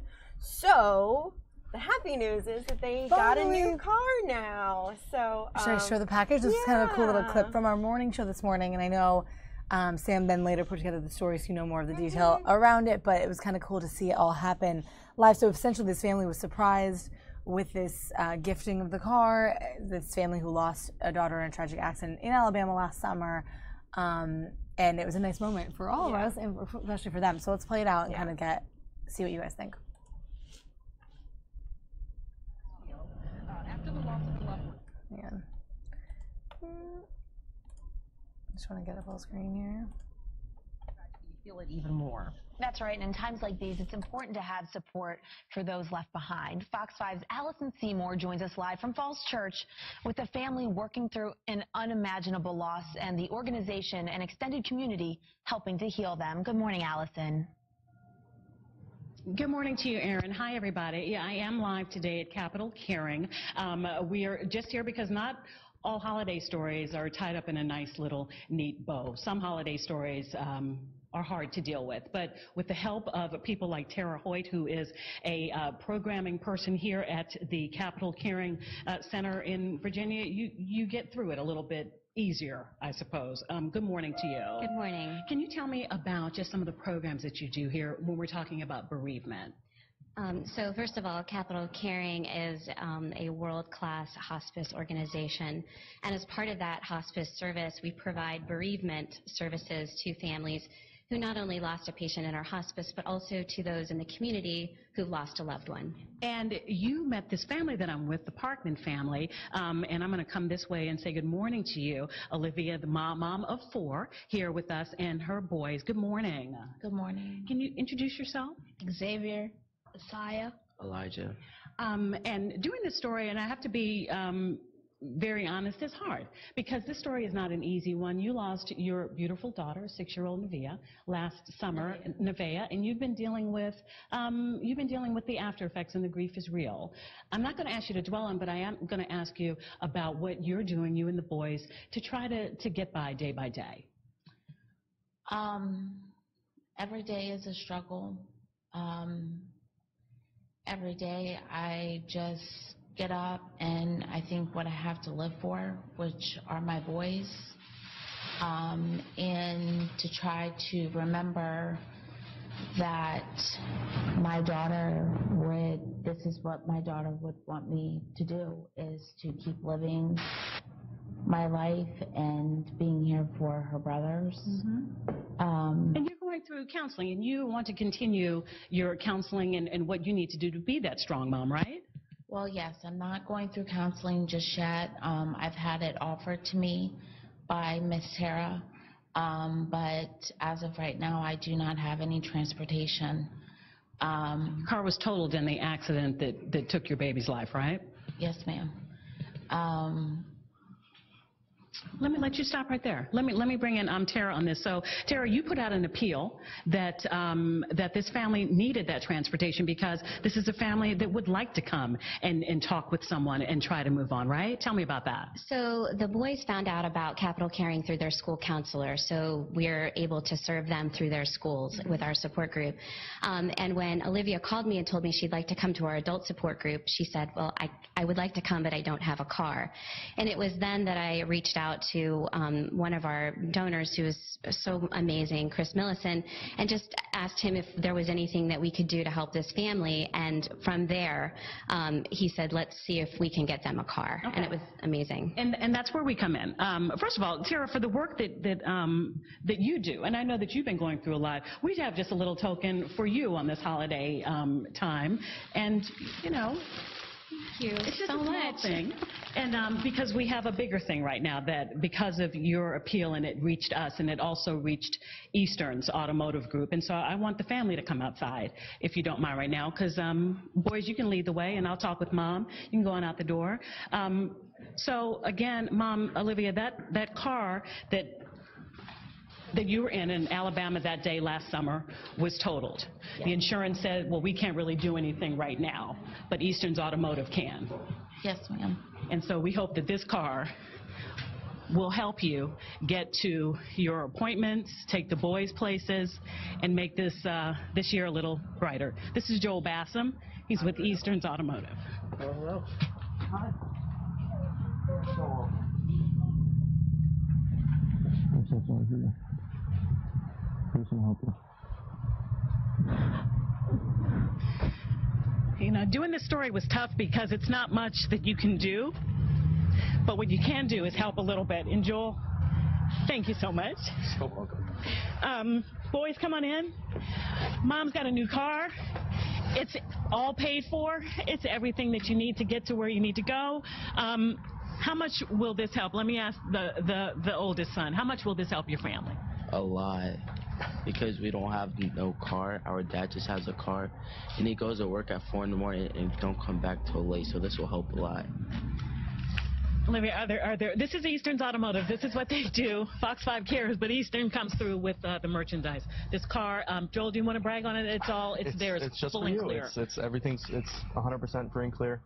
It's for you guys. So we got a hold of your story through this amazing organizations, and our friends at Extreme Custom Collisions in Woodbridge shared it with us, and just wanted to do the best we could to help you guys. And I mean, I know this is amazing, but we also got you guys some. Pop the trunk, Joel. We know you're a fan of football. Pop the so trunk. We got you a signed football by Kirk Cousins, Ryan Kerrigan, and Josh Norman, and we know you guys are basketball fans, so we got you signed basketball by Bradley Beal. And got you guys tickets to the next Dream Seat tickets to the Redskins games coming up this weekend, and then Wizards tickets if you guys want them as well. These faces. So, how about that? Christmas season is as good as it can possibly get. I don't know. I have no clue to say. I'm just so excited. I think the face shows up. And these are for you. How about that Also, for Christmas? I like to go to real life games. Football, basketball, don't matter. Right. All right. I mean, speechless, right? I think I'm speechless too. I don't worry. No. Okay. So Eastern's making it happen. I'm just, I don't know what to say, but Merry Christmas. Merry Christmas, boys. Merry Christmas, guys. Back to you. Job out there, Eastern Motors. Eastern Motors. Good job, Allison Seymour, and congratulations to that family. That's an amazing Christmas gift for that family. Gifts, rather. Right. Gifts for the family.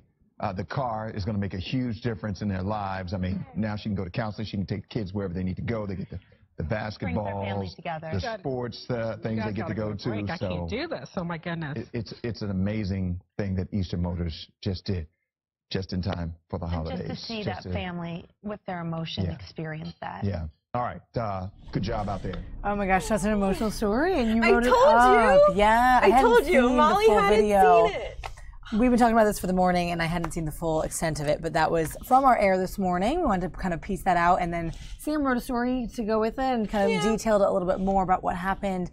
But I hadn't, like I said, I hadn't seen that in full, so thank you guys for your comments. I know it really is amazing to see the mom's face, and even the guy from Eastern Automotive Group, who was somewhat reticent, didn't have a ton to say, but honestly just his warmth and his emotion giving to that family is pretty amazing. And as you can see, a testament from Allison Seymour, who did the piece, anchoring that piece, and then back to the studio with Maureen, who couldn't handle it. It was there tough. was hugs all around. It's hard in the holiday season, and you can just sort of say Merry Christmas in the end, and this is for you. But I was just telling Sam, I was like, if I was doing this piece, it would be tough for me to kind of get through the details that you want to get through, talking about what happened, what it is, what this organization does, and how we partner with them.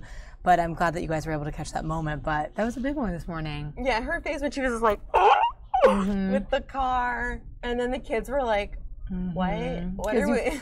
You couple on that they're a family in need, but then also the tragic death, the loss in their family. You couple that all together, and it's a very emotional moment. And then on top of that, the holiday season. So I'm really glad I just finally watched that in full. Right.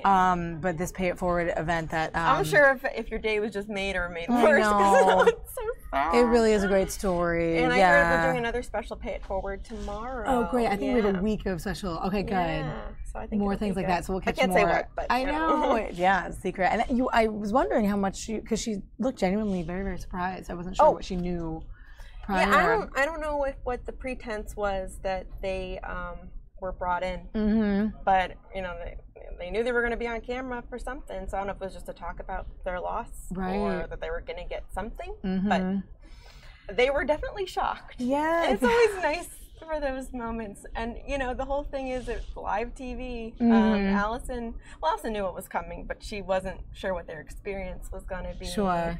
So those were real tears that she was showing, and Maureen back in the studio. Absolutely, and Allison and Maureen both, young moms to young children and to teenagers, and so they could definitely resonate with these families in a certain way. Right. And I overheard her saying, Allison, who's amazing in this newsroom, when she came back and she said something like, we have so much to be grateful for to these people, and it really makes you think.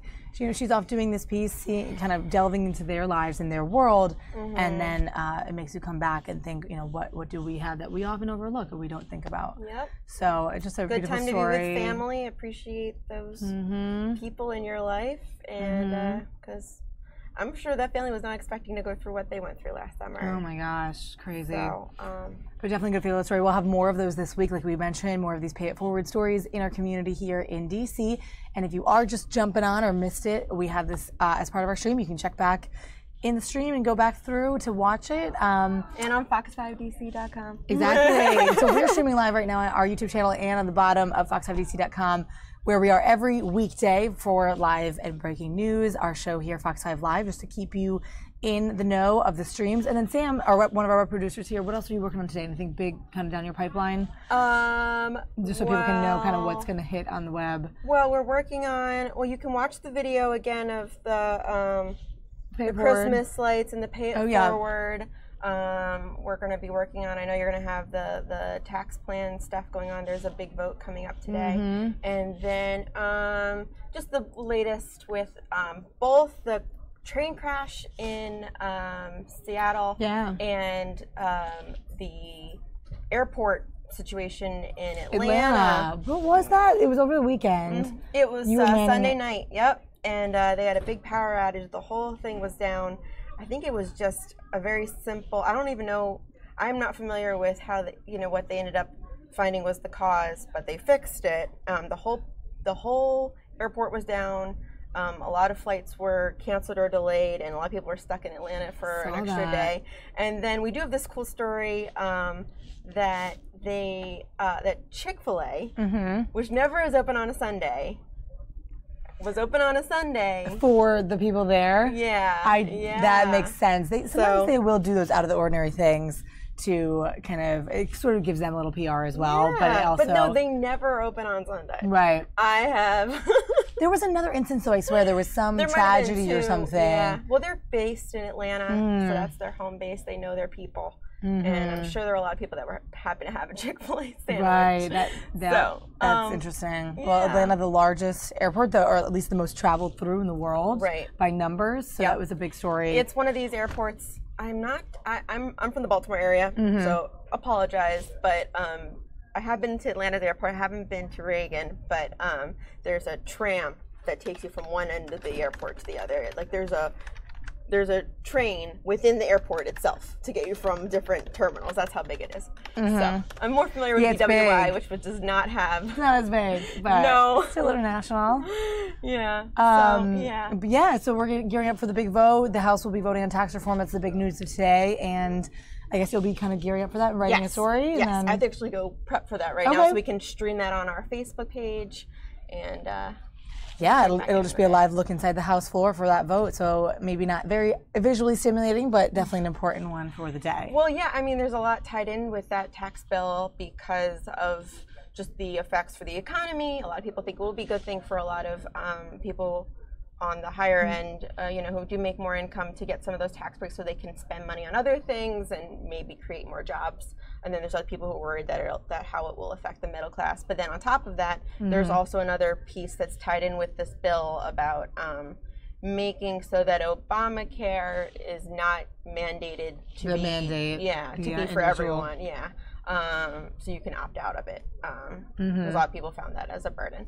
So that's kind of an interesting mix in too. So there's a lot of different pieces with that. And then the other fact is that Senator John McCain, who's been battling brain cancer, he had to go home to Arizona. So he won't be part of the vote. So he won't be part of the vote. And I think tomorrow, the Senate. Yeah, so they think that they're going to be okay with votes. But I was reading that. Yeah, I was reading that about McCain. Interesting, too, because he's tweeted a lot lately that he's like, I'm ready to go after the holidays. I'm good. Right. So he's, hitting the ground running still with his brain cancer, and Megan, his daughter, will tweet a lot about it. So I've been kind of following them, too. But, hard work in the government this week, leading right up to the holidays. So it's kind of a crazy week. All right, we'll let Sam go work on that tax story. Sorry, guys. And we'll make sure we bring her on more, and we'll have the live look at the vote coming up in a little bit, guys.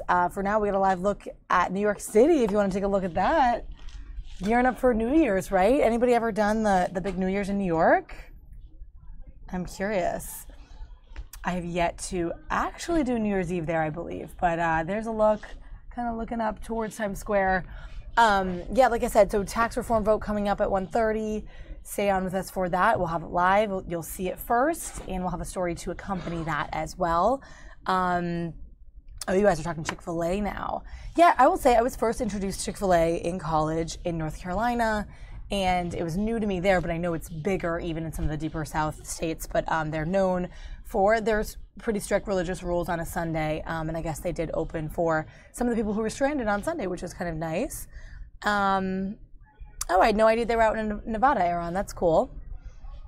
Very cool. All right, well, take this live look at New York, guys. If we have any more footage coming in of the Amtrak accident, we'll bring you that. Here's another live look back in D.C. at the White House for the holidays. Pretty nice day today. Sun's coming out a little bit. It's going to be warm this week for this second to last week of December. And actually, the first day of winter coming up, too, and it's still going to be pretty reasonable outside. So taking a look at weather in a little bit as well. All right, y'all. We'll leave you with some New York City, and then we'll go over to Capitol Hill for the vote coming up.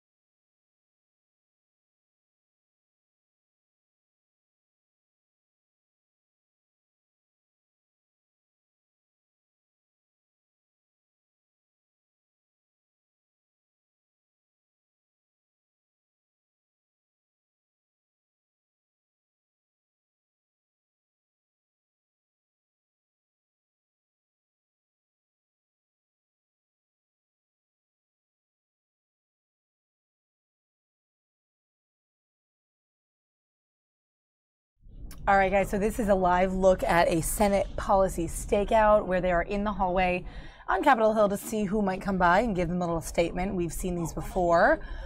We also have a live look inside the House floor as they gear up. They're still debating and talking about this. The vote is slated to come down at around 1:30 Eastern time today, as we know.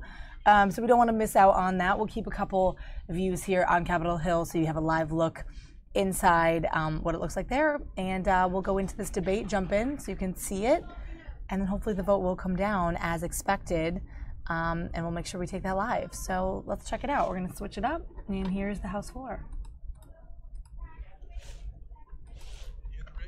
By lowering the tax rates for corporations by 14 points while raising tax rates on 86 million middle-income families.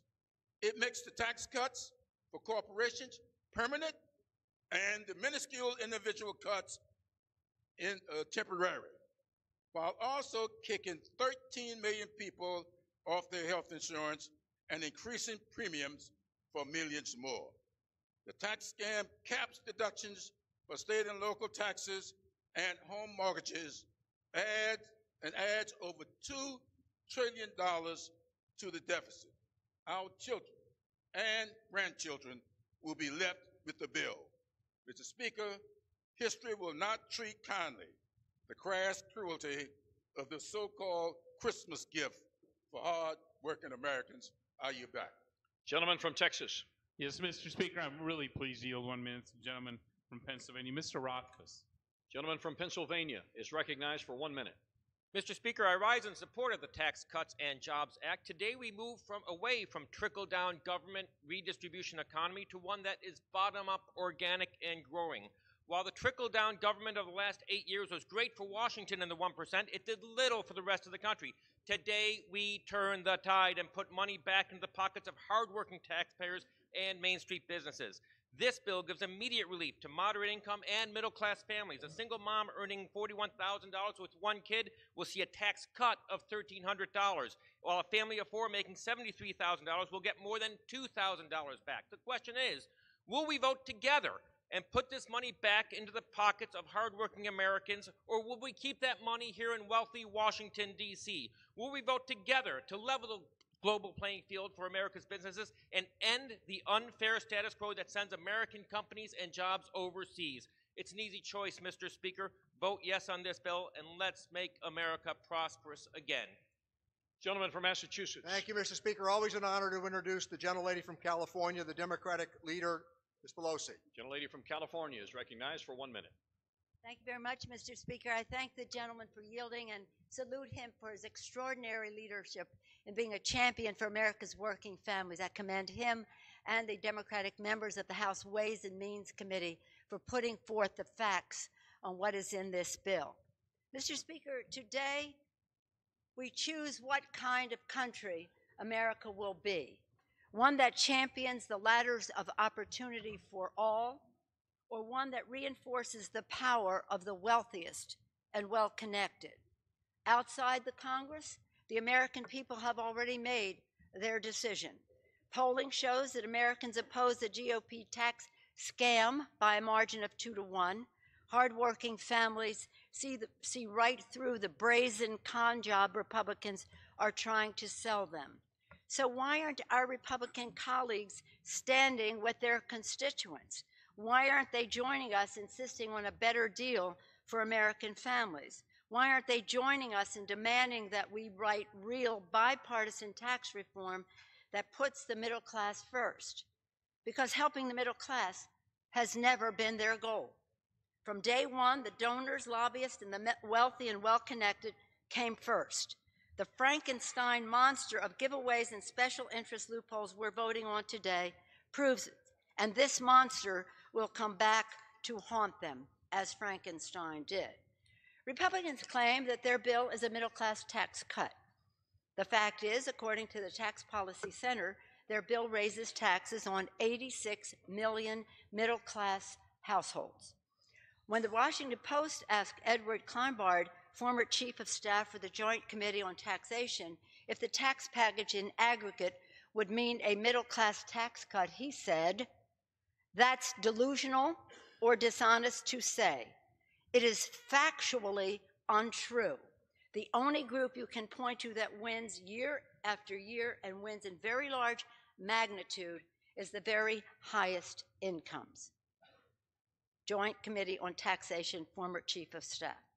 The only greater delusion in this bill is the ludicrous Republican insistence, their claim, that these giveaways to the wealthiest will pay for themselves. As Bruce Bartlett has testified in our hearing and in public, Bruce Bartlett is the architect of Jack Kemp's supply-side economics. He said, when it comes to tax breaks for the wealthy paying for themselves, it's not true, it's nonsense, it's BS. He said the whole words. In a few minutes, Republicans will vote to explode catastrophically our national debt. At minimum, a $1.5 trillion, likely $2.2 trillion or more. Where are the vaunted Republican deficit hawks? Are they endangered? Are they extinct? Do they care about the deficit when we pass giveaways for the rich and big corporations? They don't care about deficits then. Tax breaks for the rich, corporate tax breaks, we don't care about the deficit. Or do Republicans only care about the deficit when the issue is helping children, seniors, our veterans, who are a large part of hardworking Americans? That comes later. My colleagues, my fellow Americans, remember this vote.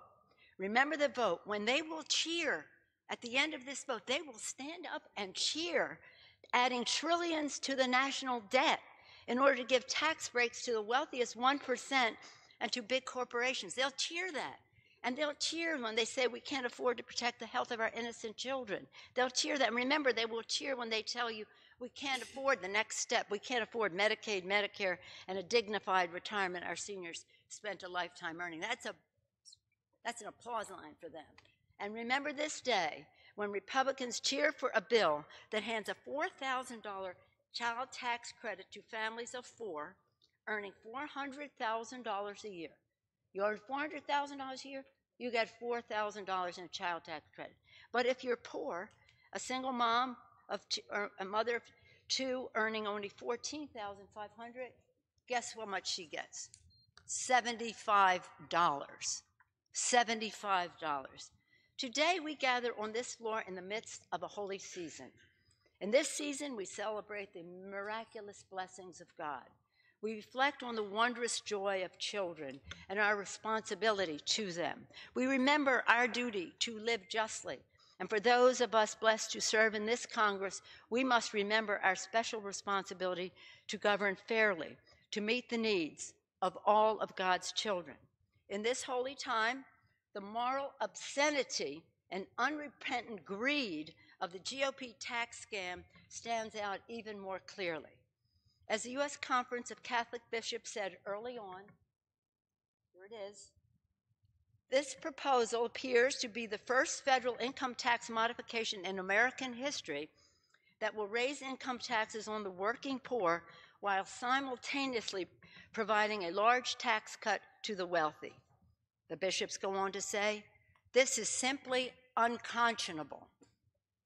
They'll be cheering it, unconscionable. This is in sharp contrast to the words of Senator Hatch. Remember what the bishop said. This is unconscionable. Now here, get back to the Republicans. This is in sharp contrast to the words of Senator Hatch.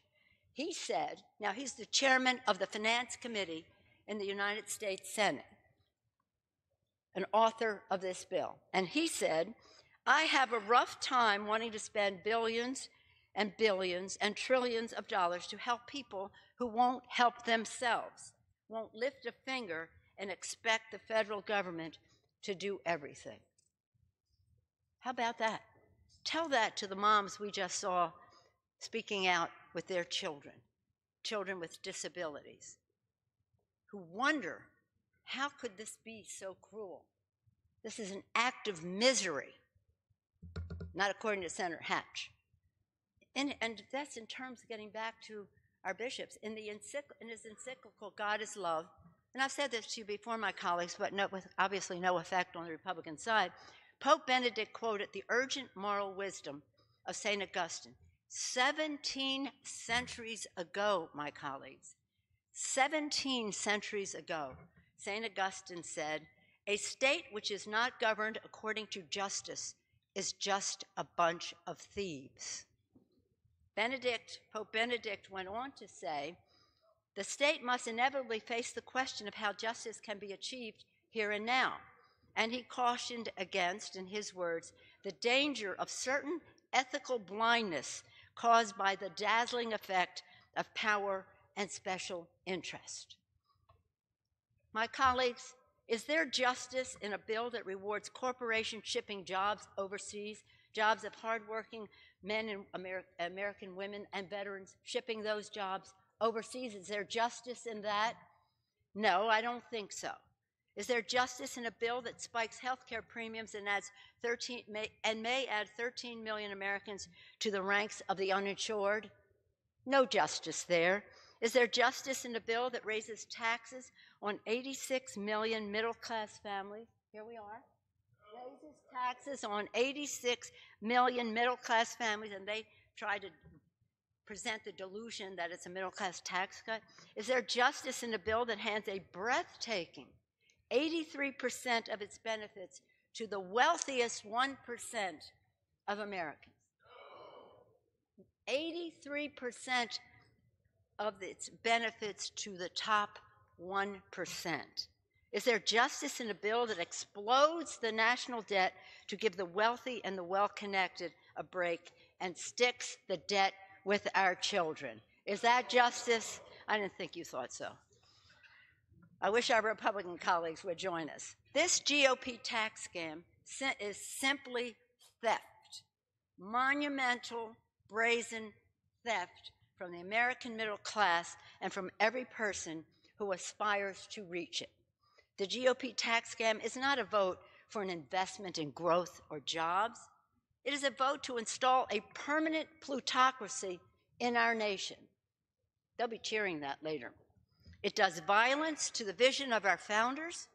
It disrespects the sacrifice of our men and women in uniform, who are a large part of our middle class and to whom we owe a future worthy of their sacrifice.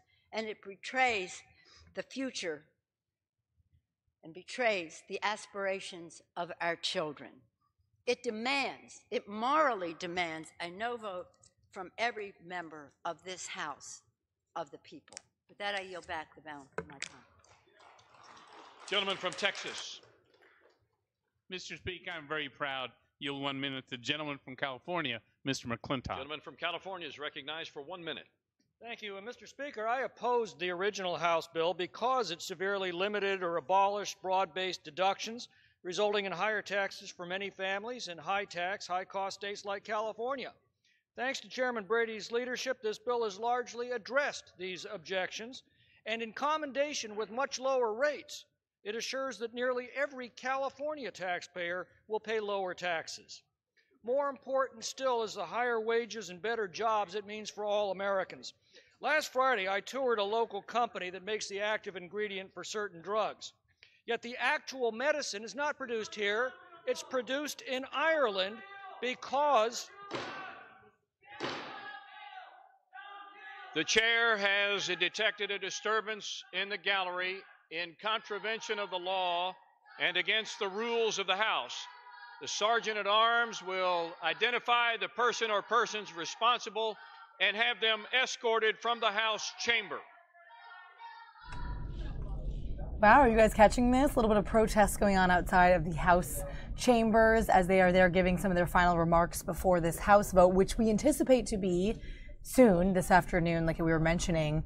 I guess they're sort of giving the attention now to the Sergeant at Arms who have to deal with these guys.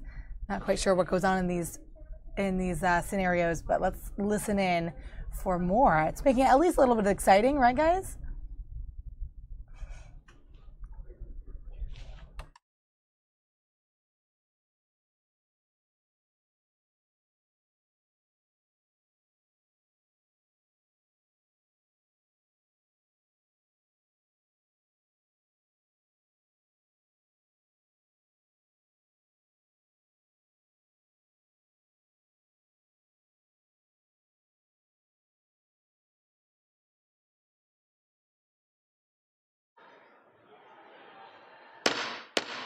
House will be in order. Gentleman from California is recognized for his remaining 20 seconds. Mr. Speaker, I was saying that the actual medicine, the ingredients produced here, but the actual medicine is produced in Ireland solely because of our uncompetitive corporate tax. Because of this tax reform, the company plans to grow dramatically here at home, employing hundreds of new workers. That's what the Democrats mean by tax breaks for the wealthy. The proof of these policies will come over the next year, and every American will be able to decide for themselves if they're better off because of it. I'm now highly confident their answer is going to be a resounding yes. Gentleman from Massachusetts. Mr. Speaker, I'd like to inquire as to how much time is remaining. Gentleman from Massachusetts has 4 3/4 minutes remaining. I reserve the balance of my time. Gentleman's time is reserved. Gentleman from Texas.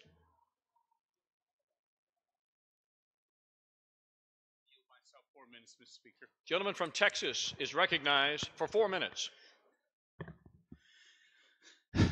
There's only one fundamental question today.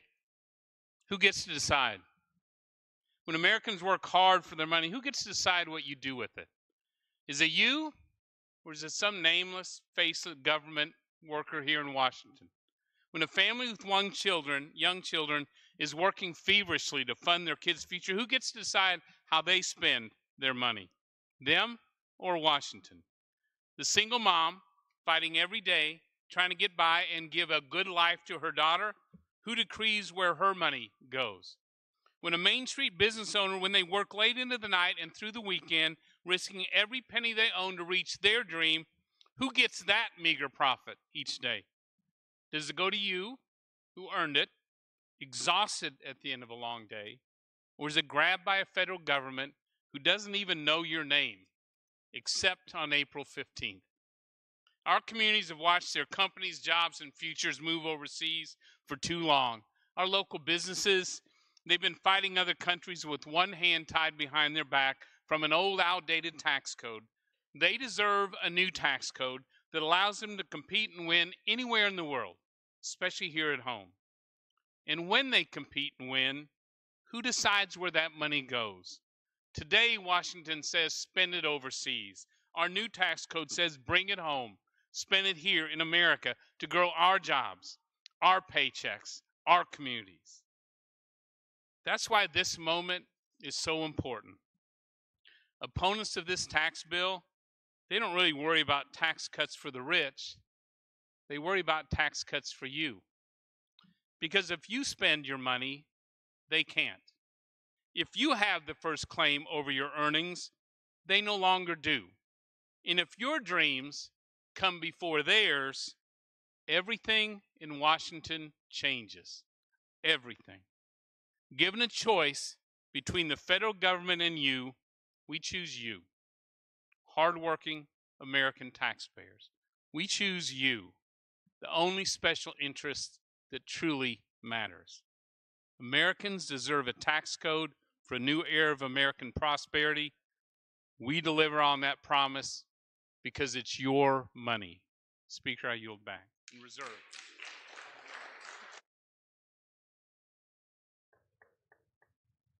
Reminded to address their remarks to the chair, and the gentleman is recognized. Thank you, Mr. Speaker. I yield myself the balance of our time. Gentleman is recognized.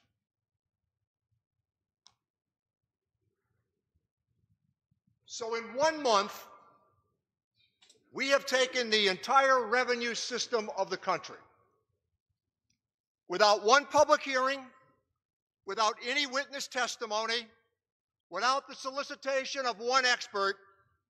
We, meaning the Republican majority, they've decided to go forward with this reckless plan. Contrast this with Reagan and O'Neill and Rostenkowski and Packwood in 1986.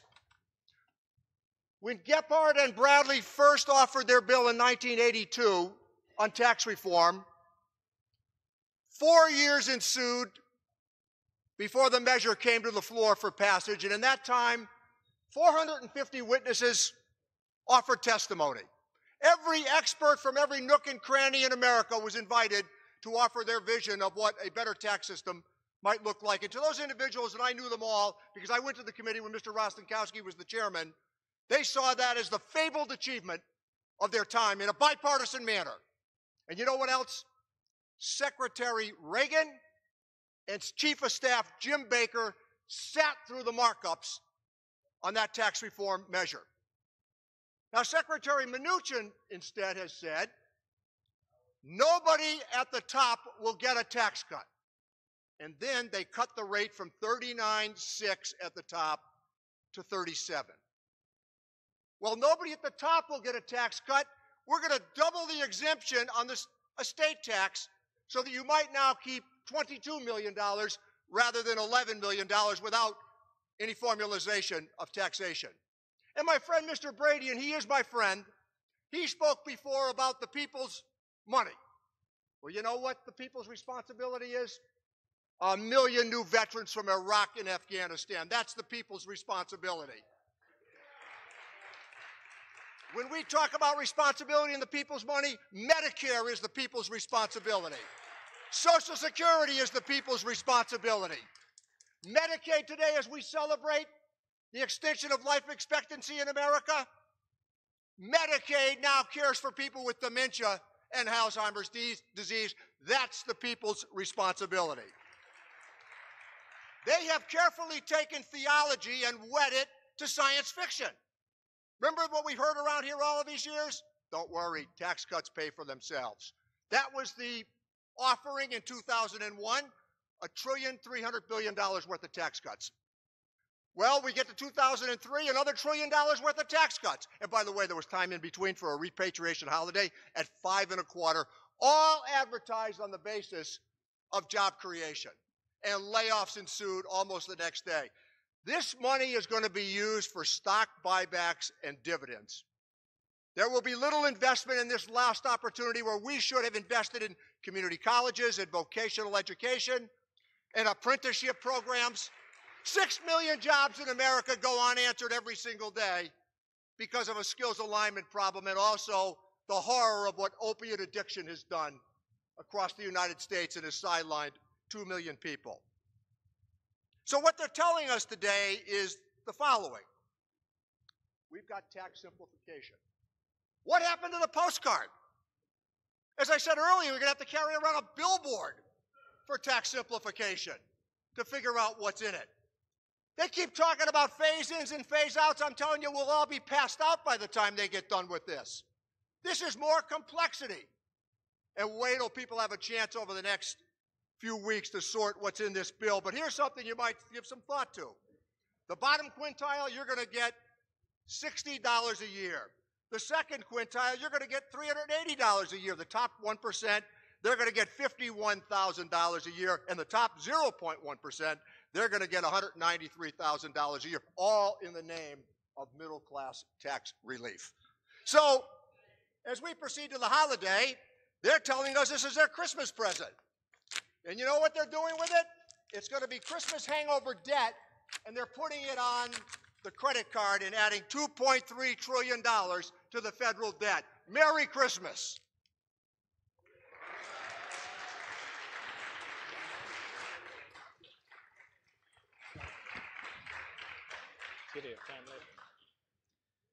Gentleman from Texas. Mr. Speaker, I'm proud to yield 1 minute to a gentleman who has devoted his life to this moment in tax reform. Our Speaker of the House, gentleman from Wisconsin, Mr. Ryan. Gentleman from Wisconsin. The Speaker.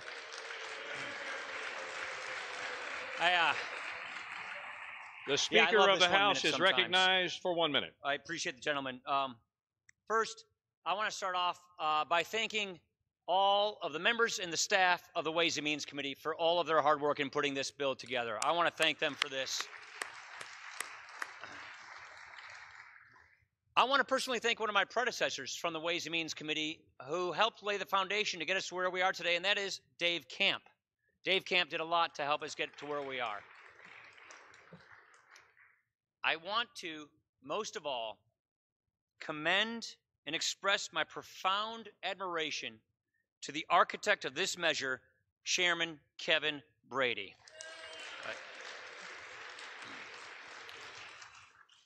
His endless patience and his persistence and his great demeanor have seen this through and gotten us to where we are today. My colleagues, this is a day I've been looking forward to for a long time. We are about to achieve some really big things. Things that the cynics have scoffed at for years, decades even. Ideas that have been worked on for so long to help hardworking Americans who have been left behind for too long. Today, we are giving the people of this country their money back. This is their money after all. Mr. Chairman, or Speaker of the House is not in order. The chair notes a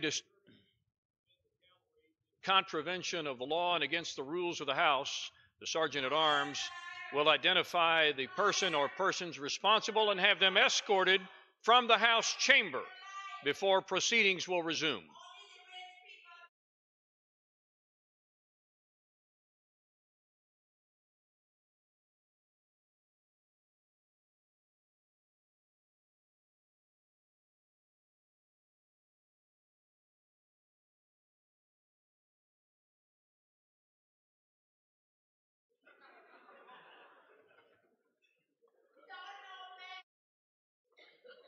The chair will also remind all persons in the gallery that they are here as guests of the House and that any manifestation of approval or disapproval of the proceedings in the House are in violation of the rules of the House. The chair recognizes the gentleman from Wisconsin, the Speaker of the House. I'd simply like to remind my colleagues in the Speaker that my minute can last for as long as I want it to last. I'm just saying. As I was saying, Mr. Speaker, today we're giving the people their money back. The bottom line here is the typical family making the median income in America will get a $2,059 tax cut next year alone. What this is real relief for families who are living out their paycheck to paycheck, struggling to make ends meet. You know, they hear about the economy getting better. They turn on the TV and they see the stock market going up. But now we need to make sure that these people in our communities, in our country who are struggling, see their own personal economy getting better. And that's what this is all about. We got to understand that times are tough for a lot of people in this country right now. Today, this is about how much better things can be. This is about more jobs, fairer taxes. It is about bigger paychecks. It's about faster growth and upward mobility. It's about a strong economy that makes all of us stronger and healthier. Those are the effects. Those are the benefits of tax reform. Here is the heart of it. And here is why this is so vital that we do this. Here is what it speaks to and what I truly believe is a generational defining moment for this nation. Our tax code is so broken that it undermines the very thing that makes our nation exceptional in the first place. It punishes hard work. It discourages our entrepreneurial spirit. It dims freedom and free enterprise. It limits our potential of our own people. When Americans see good jobs going away, when Americans wake up and they see the companies that they grew up with in their communities going away, they wonder if we have lost something bigger. The mission that drives us here today is to restore this beautiful American idea. What is that idea? That the condition of your birth does not determine the outcome of your life. You can work hard, play by the rules, get ahead, and make a better life for yourselves and an even better one for your kids. It is that sense of possibility. We want people to be free to strive and to make the most of their lives. We want a country with the resilience to endure and tackle all of its challenges. Mr. Speaker, economic growth and job creation will not solve all of our problems, but it will help make all of our problems much easier to solve. This is the direction that we are choosing here today, because we know exactly where the status quo leads us. For years, the powers that be have blocked and stonewalled reform under the umbrella of an arrogant, condescending, and paternalistic ideology.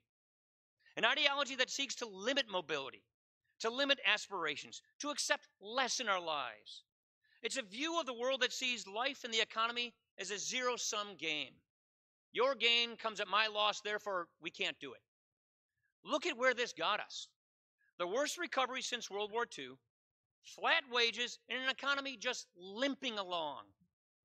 Stagnation is a breeding ground for a class-based society where elites predetermine the outcome of our lives. That is not the American idea. They will tell you this: just hand over more freedom to the unelected bureaucrats and they'll figure it out. They know more. We'll all just be okay. Hand over more of your hard-earned dollars to the IRS and it will all be okay. There's your scam right there. We know, given the opportunity, there are no limits to what our people, our fellow citizens, our brothers and sisters can do. Yet for years now, this tax code has been skewed to the well-connected, full of special interest carve-outs and loopholes. Meanwhile, the hard-working family in America has got to jump through all the hoops that the IRS can muster. Reform means we bring rates down at every level. We clear out these loopholes so that people can just keep more of what they earn in the first place because it's their money in the first place. All right, guys, so Speaker Paul Ryan makes some final words on the House floor. We've been watching this for a little bit now, seeing some of the moments of protests where they have to kind of stop everything that's being said and take those people out, which has at least proven to be a little bit interesting during this sort of precursor to the vote. But I do want to take you over to another live stream that we're getting in from DuPont, Washington, actually the latest from NTSB over there on the Amtrak derailment from Monday. I think this is quite important. We've been talking about this for the day, and I think it's relevant to a lot of you guys who are watching on the stream, also from the West Coast. So let's go over there. We'll get the latest from them on this tragic accident from Monday. Looks like it's about to start in a few moments. So when it does, I'll bring that up for you full screen, and we'll get some sound on that. More than our foreign competitors tax theirs. They win, we lose. That's not fair. It is basically open season for our competitors to come in and take our jobs overseas under the current tax code. Reform means we go from the back of the pack to the front of the pack. So instead of the slow growth that we've been slogging through for years, we want to get back to real sustained economic growth. We want to build an opportunity economy where there is more demand for higher paying jobs. That's the whole purpose of all of this. Make sure that people can grow up and reach their potential. Make sure that the jobs are there to give people the careers they want so they can reach their potential, so their families can reach their potential. That's why we're doing this. This is without question the single most important thing we can do to once again make America the best place to do business. You know, there's more just than that in this bill. With this bill, we're finally restoring the freedom to make your own health care choices. By repealing the individual mandate at the heart of Obamacare, we are giving back the freedom and the flexibility to buy the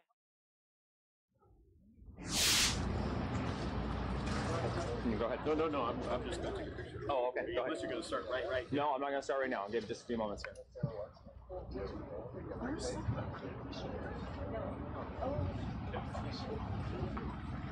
HDMI on? We can do white now.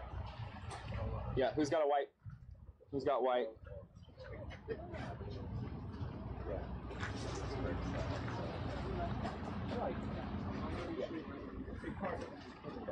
We're going this way? You good? Good? All right. Anyone else? Thank you.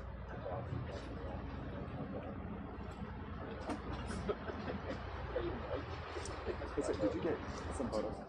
Okay. I failed to do that yesterday. Okay. Just again?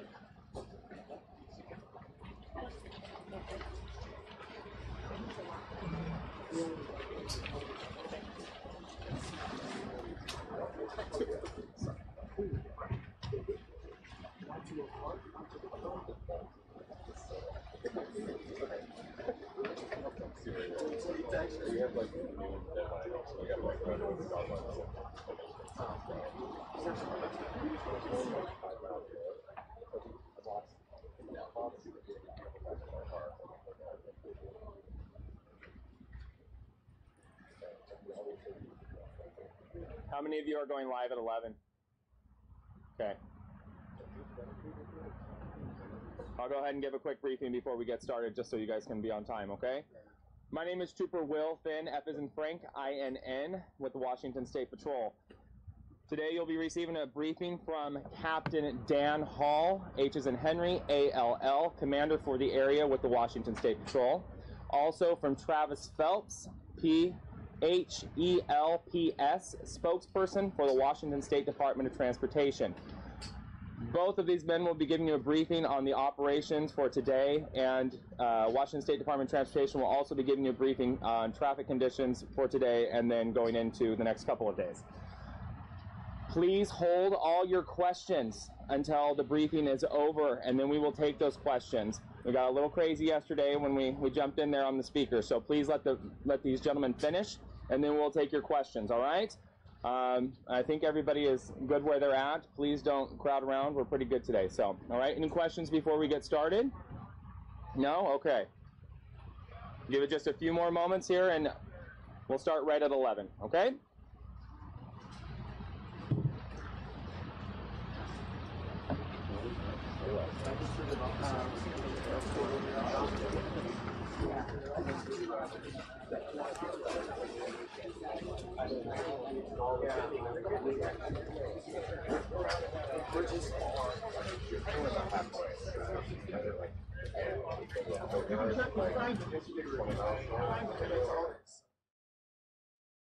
Those opposed, no.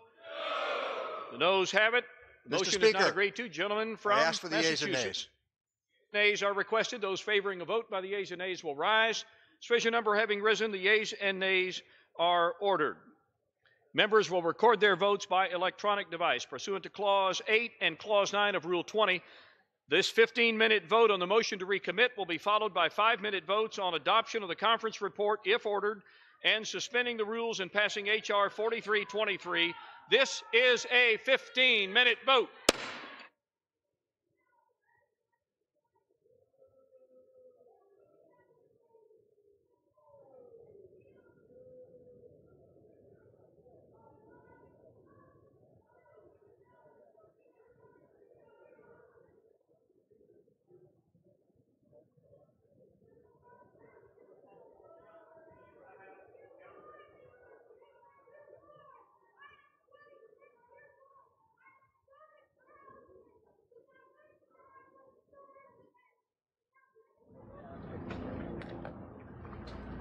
All right, any more?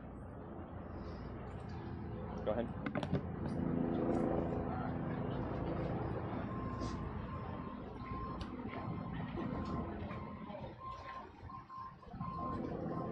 Does everybody have the spellings on the names? And who's speaking today? No? Okay. Captain Dan Hall, H-A-L-L, Commander for the region with the Washington State Patrol, and Travis Phelps, P-H-E-L-P-S, spokesperson for the Washington State Department of Transportation. I'm going to go ahead and turn it over to Captain Hall now. Hello. Like we said, I'm Dan Hall. I'm a captain with the Washington State Patrol. The reason why I'm out here today is I wanted to give everybody a quick overview on the operations today, what we're going to be doing, and what our citizens can expect to see throughout the rest of the day today. Before I get into that, though, I do want to reiterate a message that we had last night. Again, there are only 3 confirmed fatalities from this tragic accident. We are still seeing some reports out there, whether it be social media or on other news sources, of multiple or more than 3 fatalities. That is not true. There are only 3. If you hear of any other numbers, please make sure that you check with the command post here, and we will verify that information for you. As you probably already noticed today, we have heavy equipment out there with the cranes lifting the rail cars from their place of rest onto flatbed trailers. We are going to be moving those rail cars to a secure location on base. And while we're doing that, we're going to put them on flatbeds. We'll get them staged in the area until we have multiples go at the same time. We want to try to limit that transportation of those rail cars to only a few trips, so it minimizes the impact to traffic. The semis and the trailers are going to be taken up to Slocum DuPont Road. They're going to be traveling northbound in the southbound lanes, which we already have closed, so there's not going to be any impact there. However, for a brief moment while we cross those trucks across I-5, there's going to be a minute or two, just long enough for those trucks to get across, where traffic is going to be impacted. But again, we expect those delays to be very minimal.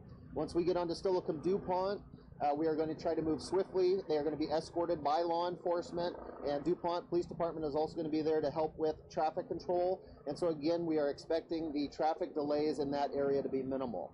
However, later this afternoon, we've got to remove the locomotive from the scene. Just to give you an idea of that locomotive, it weighs over 270,000 pounds. It is extremely heavy. The trailer that we have to use to remove that is considered a lowboy. The length of that, it takes 2 tractor trailers to move it, and with the trailer itself is over 270 feet in length, and it's probably going to be wider than 1 lane, possibly into 2 lanes. It is going to take quite a feat to get that out of there. We are expecting that to occur later this afternoon. We are still working on the logistics on exactly how we are going to do that. But right now the plan is again, we are going to go northbound in the southbound lanes to the Steilacoom DuPont exit. We will take the exit there. Once we get onto Steilacoom DuPont Road, expect it to be closed while we move that. We are going to need both lanes of travel in order to safely move that. As you see throughout the day, as these cars are being moved, please be cognizant that while one train car may be very easy to strap onto with the crane and get it onto a semi, that is not the case for all of them. Each one of these cars have a unique challenge to them, and the biggest responsibility or the biggest care we have right now is for our on-scene responders to make sure that they are safe. So we are moving as quickly as we can. However, we are making sure that everybody that's at that scene is safe. Thank you. Good afternoon, Travis Phelps, TRA-VIS, last name PHELPS, spokesperson for the Washington State DOT. As Captain just said, we are making some progress today, removing some train cars from the area. However, I do want to stress, this does not mean I-5 will reopen tonight. It still could be closed for several days. We're working with the National Transportation Safety Board, as well as emergency crews in the area, to wrap up the investigation and to move these train cars. That being said, this is a very careful, delicate operation. We've got some weather in the area today, wind and rain. That can complicate these big moves with these cranes that we're doing. In addition, these are very, very heavy, and will take some time to make sure we have a plan in place to remove them safely. In terms of traffic conditions, drivers doing their part, definitely avoiding the area today. I do want to stress this closure on I-5 has a regional effect. We are seeing some significant delays on 507 between Steilacoom and Yelm. At times that backup has reached close to 16 miles. So even though I-5 is maybe not your destination, all these other alternate routes around the area are going to be jam-packed. So until I-5 reopens, drivers really need to do their part by planning ahead, checking traffic conditions before they go. If they can delay their trip or talk to their employers about working from home or using alternate modes of travel, such as taking the bus or carpooling, definitely recommend it. Again, just because we're moving train cars today does not mean we'll be able to reopen I-5 anytime soon. Plan on it being closed at least through tonight. We'll have an update as the cleanup crew gets more of the cars out of the way in terms of an ETA, but for tonight it remains closed. Probably plan on it being shut down at least for the morning commute tomorrow, maybe later. So again, plan on significant congestion on all alternate routes. With that, questions? Can you describe what is going to happen with the cars once they end up at their destination, and can you say more where that is? No, I can't say on exactly where they're going to be, but they're going to go to a secure facility on base. And our NTSB investigators going to continue to inspect them there? Yes, absolutely. Once we get them removed from the scene, NTSB, who is taken over the primary for the investigation of this, will be able to conduct a investigation to document everything that occurred in those cars in a safe environment. Assessment of the roadway? That's going to be the next step. So the question was, what's the roadway look like? We're still moving those train cars, and again, we're going to have to do a thorough inspection of both the structure above as well as the roadway below. We do have weather in the area. That could play a factor in making repairs to the road, so too soon to tell yet, but as soon as we can move these cars safely, and again, once the NTSB completes their investigation, we'll have a better idea of what that road looks like, and that will factor into the opening time for the road. Travis, what can you tell us? On the trestle? I heard there's quite a crack on the trestle, the mayor told me. We're going to be working with bridge inspection teams, so we definitely want to make sure if we reopen the road that the bridge or the structure does not pose any danger. So that definitely is part of the process to open the roadway. Travis, can you tell us what sort of testing does this track undergo before the first revenue train is allowed on it? that's not something I'm here really to talk about traffic and reopening. I don't have that information. I'm sorry. Yeah, no, I don't. We can work with and get that information on another briefing for you.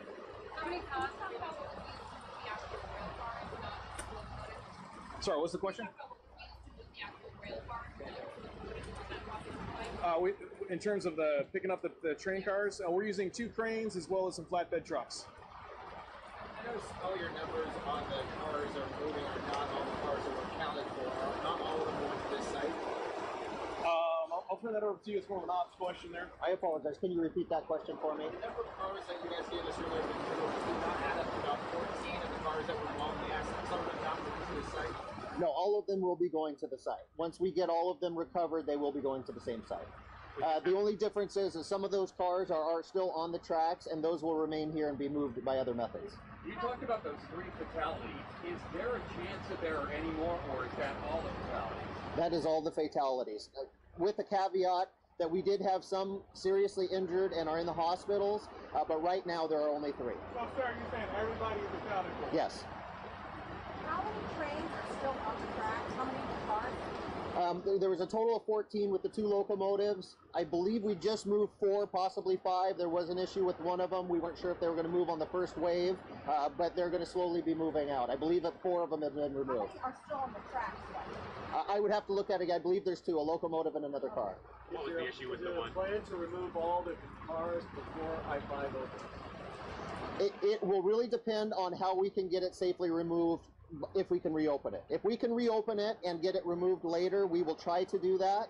However, it may be extremely difficult just given the weight and the length of these locomotive cars. Sir, how has the weather affected this investigation? The weather has not been kind to us during this recovery operation. Obviously, you can see that it's rainy, it's windy. Our field personnel out there that are trying to recover these items, they are miserable, but they are working as safely as they can, but it does slow down the process for sure. And what was the issue with the one car? How bad the backup is. Some people don't take that exit 118 unless you're both in traffic, is what we've been told to encourage our listeners. Are people listening? How bad is it? People are doing their part, but again, traffic can change in a moment's notice. We can see volumes swell, so we want folks to continue to heed the warning. This area can be congested. The alternate routes can be congested very, very quickly. What may look wide open now, that can change as the peak commutes hit. So again, plan ahead, understand what you're getting into. A lot of these routes can't handle the capacity of I-5, and we're taking an awful lot of traffic and putting them on local street grids and smaller highways. We're going to continue to see this as a challenge for days to come. Okay, that's all today. So, thank you. One more. Oh, go ahead. I apologize. There was a question that I wasn't able to get to. Like I said, we were going to move 5 cars, and I'm not sure if we were able to move all 5 or just 4 of them because we had an issue with one.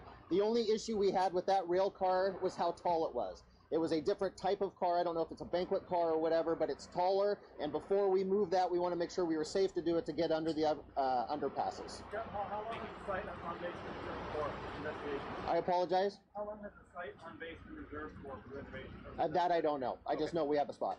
Thanks, sir. When you say on base, Okay, thank you. That's all for the questions. We will please follow social media. Again, we'll let you know when the next briefing is. We don't have that time right now, but we will get that out to you. All right, guys, so not a ton more information than we already knew. That was mostly about traffic and things sort of changing and opening up, and more about the sort of state, that was Washington State officials there, instead of what I expected. But they did confirm that 3 have died. There were 3 fatalities in this, which is what we knew, just kind of waiting to find out more about that. On the other side of it, the House continues their sort of preliminary votes leading up to their main vote. And then we're going to have our White House press briefing coming up on our Facebook page. So you guys can join us for that if you want to come to our social media on that side. But we're going to close down the stream here on YouTube and on our website until tomorrow at 11 o'clock. So we'll be back Wednesday. Thank you guys so much for being awesome and engaging. And anybody who talks about Johnny Walker Blue, Black, Red at the end of the stream, you guys are awesome. You know, you want to talk about that. All right, guys, we're going to continue with our coverage tomorrow. We'll hopefully have more for you. Like I said, the House will vote. It's not as exciting as tomorrow's in the Senate, which is a little bit more cutthroat, of course. The Republicans believe they do have their 50, including not having John McCain as one of them. And then Vice President Pence could be the tiebreaker in that tomorrow. But today, we're expecting that pass on the House floor, and hope that you guys join us again tomorrow. We'll kind of recap that and hopefully have more on Capitol Hill as reaction to all of that. So we'll see you tomorrow, guys, on the YouTube stream and the website, onto our Facebook page if you want to catch the White House press briefing. All right, catch you then, guys.